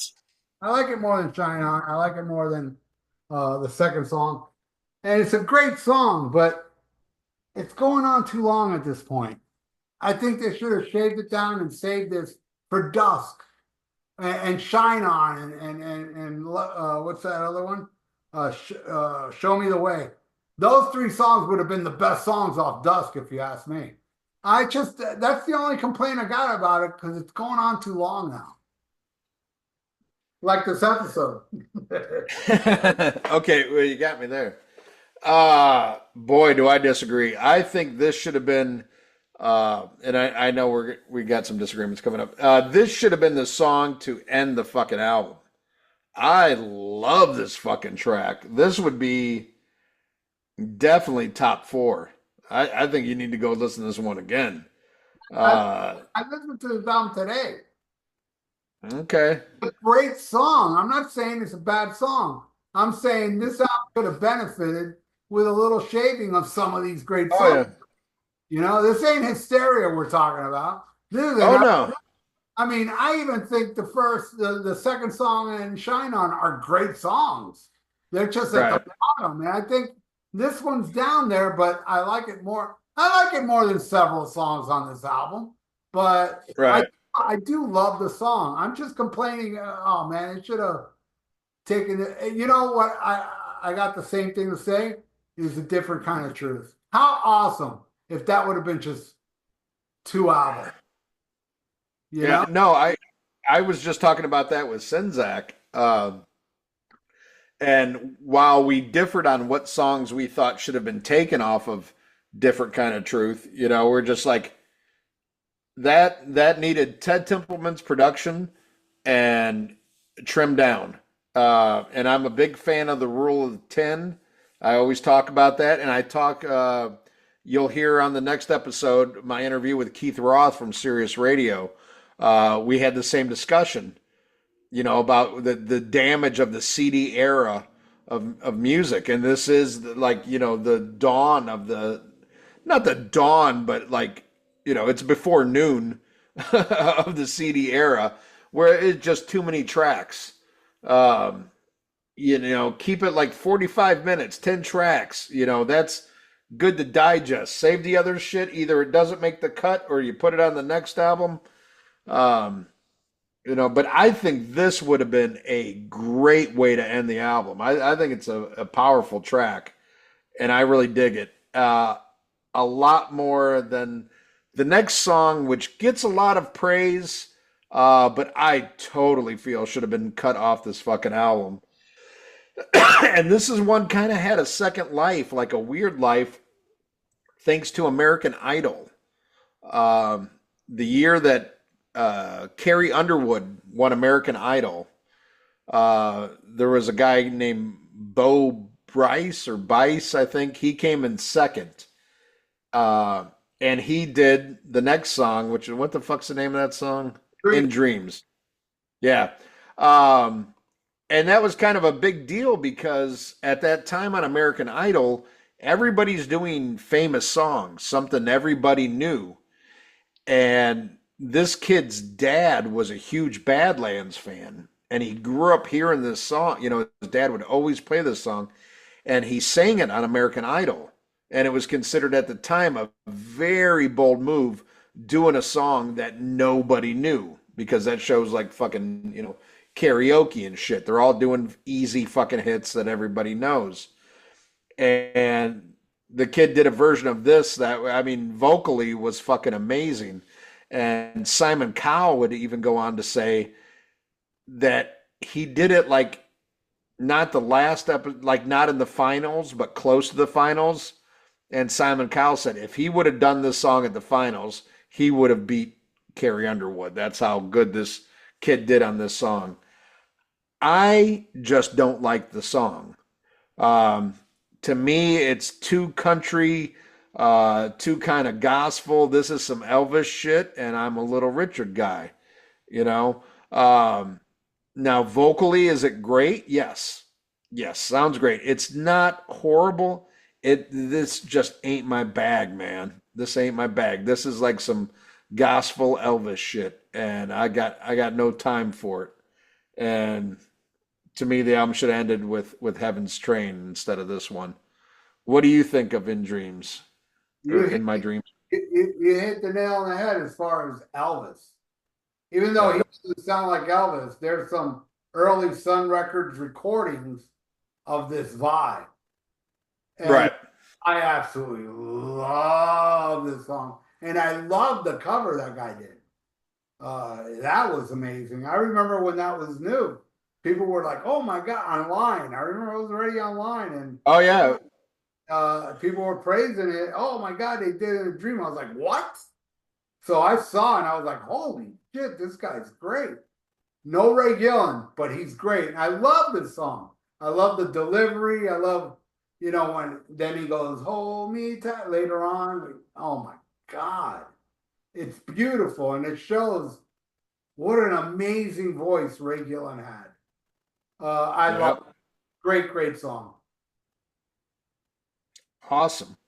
Well, that's our review of Voodoo Highway. This album didn't sell a whole fucking lot, They got dropped from Atlantic shortly after the tour for this album. But it's something, hopefully somebody goes and checks this out after this episode. Because I really think now, given time, you're going to see how great this album really is and how it's just real. In an era of 91 with this kind of music, like I said, this is, Cherry Pie, Danger, Danger, fucking Hurricane Alice, fucking Rhino Bucket, shit like that, that nobody fucking remembers. And this is something you should remember. What's that? White Lion. Yeah, White Lion. Yeah, horrible fucking shit like that's enough. I'm so sick of hearing about Vito Bratta. Vito Bratta, these fucking nuts. That dude fucking sucks. You know who's better than him? Andy Timmons, the guitar player from Danger Danger. And Danger Danger sucks, but I saw Andy Timmons solo, and he's an incredible guitar player. Much better than Vito Bratta. I saw that shit with Uli Roth. God, it was Yeah, bad. me too. Me too. Yeah, I'm not a Danger fan, but that guy had some tasty licks. Oh yeah, had some fucking chops, but I mean, you remember this shit, Ralph? This was like Steelheart, Angel Eyes and shit was huge at this time. Just horrible, horrible fucking, Nelson shit that was like dressed up as fucking metal, but it was nothing but like fucking third-rate fucking Poison shit, dude. And like if you're a third-rate Poison's bad enough, but if you're a third-rate Poison, that's really fucking bad, tough, shit like that. Um, but you go back and you listen to this now, it doesn't sound dated like that shit. It sounds like it came out in 75. So I hope we've encouraged somebody to go check this out, even if, you were a Jakey Lee fan, you love the Ozzy shit, but you never dug deep into Badlands, or maybe you just like, oh, I listened to the first album like most people and never heard this one, man. Go check it out. So that is our review, and now it's time to go into Pick of the Week. Ralph, you got one, or do you want me to go first? I'm gonna pick a random album, but I'm gonna have you go first after my theme song. All right. The only time, motherfucker, that you can say Ian before Ralph, bitch. Pick of the week. All right. My pick of the week is something. Whew. This is going to be a future episode on the podcast. Because I was talking to somebody I'm going to talk about real soon here, Stephen Holden. That's a guy that came all the way from Manchester, England to meet both of us. He's a huge fan of the show, and I know his favorite of all time is David Bowie. And originally, he's texting. I go, this guy, he's got stories for days. He's hilarious. He has our sense of sick, fucking twisted humor. You guys are gonna love him. So initially, he picked David Bowie's Diamond Dogs, which I'm like, fuck, I'm down for that. I love Bowie. I know Ralph likes, a lot of Bowie. I like that And then album. he wrote me back. He goes, scratch that. He goes, we're going to do the first Japan album. And which is funny because I didn't know till after I hung out with him all weekend. This man is a published author as well and wrote a successful book on his time following this band Japan. They were big in the UK. They're a UK band. Never made it big over in the States. But he used to follow them from show to show, and he wrote a book about it called something Adolescence, because their first album's called Adolescent Sex.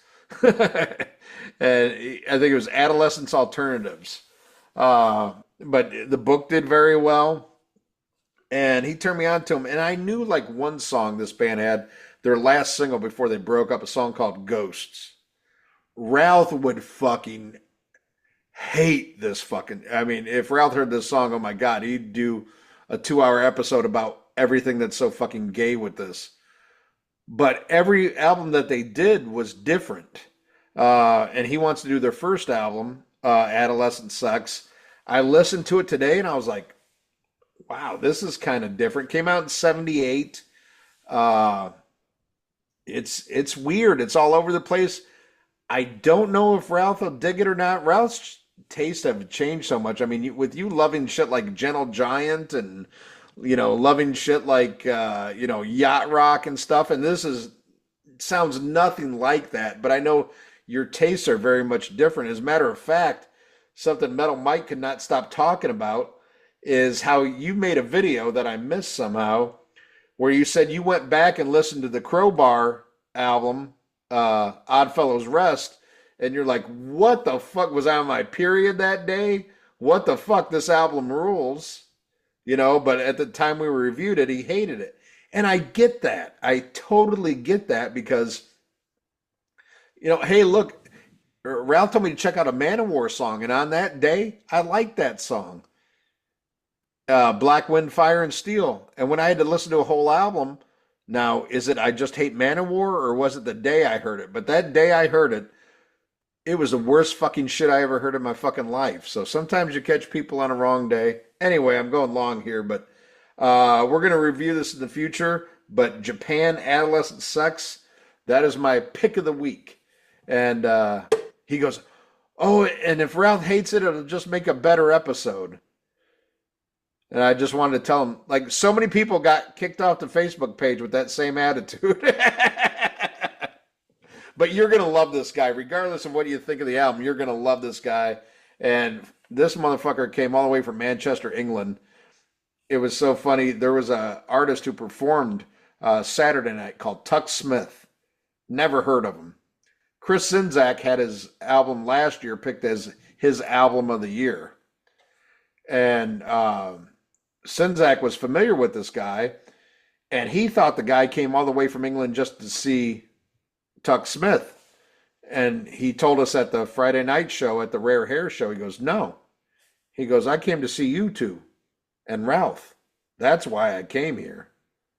And I was like, oh my God. This guy, you're going to fucking love him when he's on the show. I can't wait. And yeah, just so sad he didn't get to meet Ralph, but he's very excited to talk to you. And can't wait to have him on the show. But Japan Adolescent Sex, pick of the week. All right, Ian. This hand or this hand? I don't know. That one. This one? Yeah, that one. Right there. That one. Right there. Right there.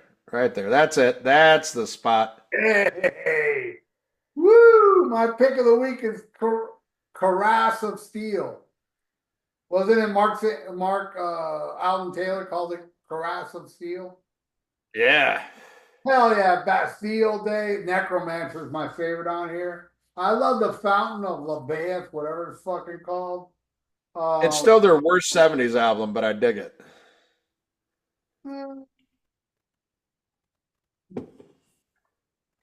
I don't know. I think I'd put this above Fly By Night. Oh, you're crazy. I'd have to think about that. I like it more now. That was a hard one to get into. Other than like Bastille Day and Lakeside Park. It was a hard one to get into. I like it more now, but it's still my least favorite of the 70s. But that fucker deserves a box set just like all the other ones that got one, god damn it. Hell yeah, the Down the Tube tours, there may be a live show of that shit. Yeah. And that's my pick of the week right there. Correct. Hell yeah. Rush. I love the story of Lifeson and Geddy Lee playing it in a van for Paul Stanley, and he's just like, nope. You didn't get it. Paul Awesome. Yeah. Awesome. Well, now we got to go into fan of the week, and we got two this week because there was two motherfuckers who traveled across the country to come to Rockn Pod, and they were both pissed because Ralph wasn't there, and they just had to hang out with me. And that's Travis Peretta, who came all the way from Florida, and Stephen Holden, who came all the way from Manchester, England. And, man, these guys got the full fucking experience, man. Got to meet them both. I got in Wednesday night. I'm not sure when I know Travis got in Friday. I'm not sure when Stephen got in. But I met them both on Friday night. And I got to see them every day from there on until I left. And they had so much fun. Travis, he was the winner of my all my music, and he was so fucking happy. And that kid deserves it. I say kid, he's like 30-something years old, but I'm old, so I can say that. But it was just so nice to see a smile on his face all fucking weekend. Him and Metal Mike hung out a shit ton. And Steven was there every fucking night. And the best was having both of those guys at the Camaro after party, which Ralph will attest to is the best part of every Rockn Pod. Even better than Rockn Pod is the party at Aaron's when it's all over. And we just had a fucking blast. And these guys, like I said, everybody was upset, not upset, but, wished Routh was there. But they had a great time and didn't regret 1 minute of it. They loved all the fucking different shit that goes on during Rockn Pod weekend. And I really, truly hope that we get to have another one.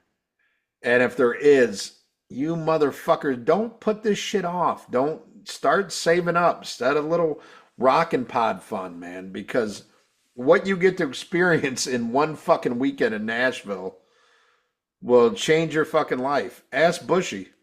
We got Bushy so fucked up he refused to hang out with me on Friday night because he knew what was going to happen, and he knew that shit would get photographed. I showed his girlfriend. He brought his girlfriend with him. I showed her the pictures of Bushy throwing up. She loved it. Loved it. That was But it's that was a great night with Lee. Oh my, yeah, that's the night I had my hair in pigtails and I had the fucking case of fucking PBR on my head. And we kept fucking Lee up till like fucking 3 in the morning and he had to leave at 5. Didn't you make sure he got on the bus or something? Sure did. I went downstairs to his room and he was already on the shuttle.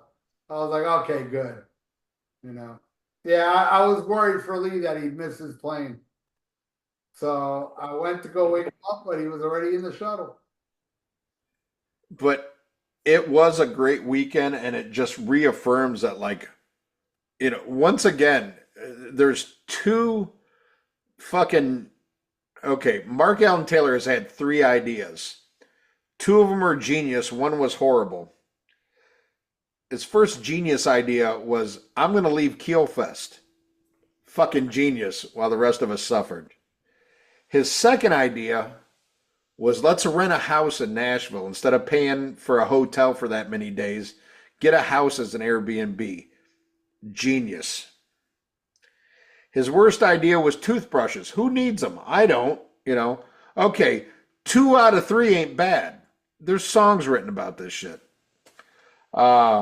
But man, that's what I want to do next time. I talked about that in the early stages of Rockn Pod, and that's what we're gonna do next time. We are gonna have a house because that's what we did, man. I with the Sinzak and Dave Nasty and Dave Nice, get a fucking multiple room house, rent it. It's much cheaper than a fucking hotel, and just have fucking fun.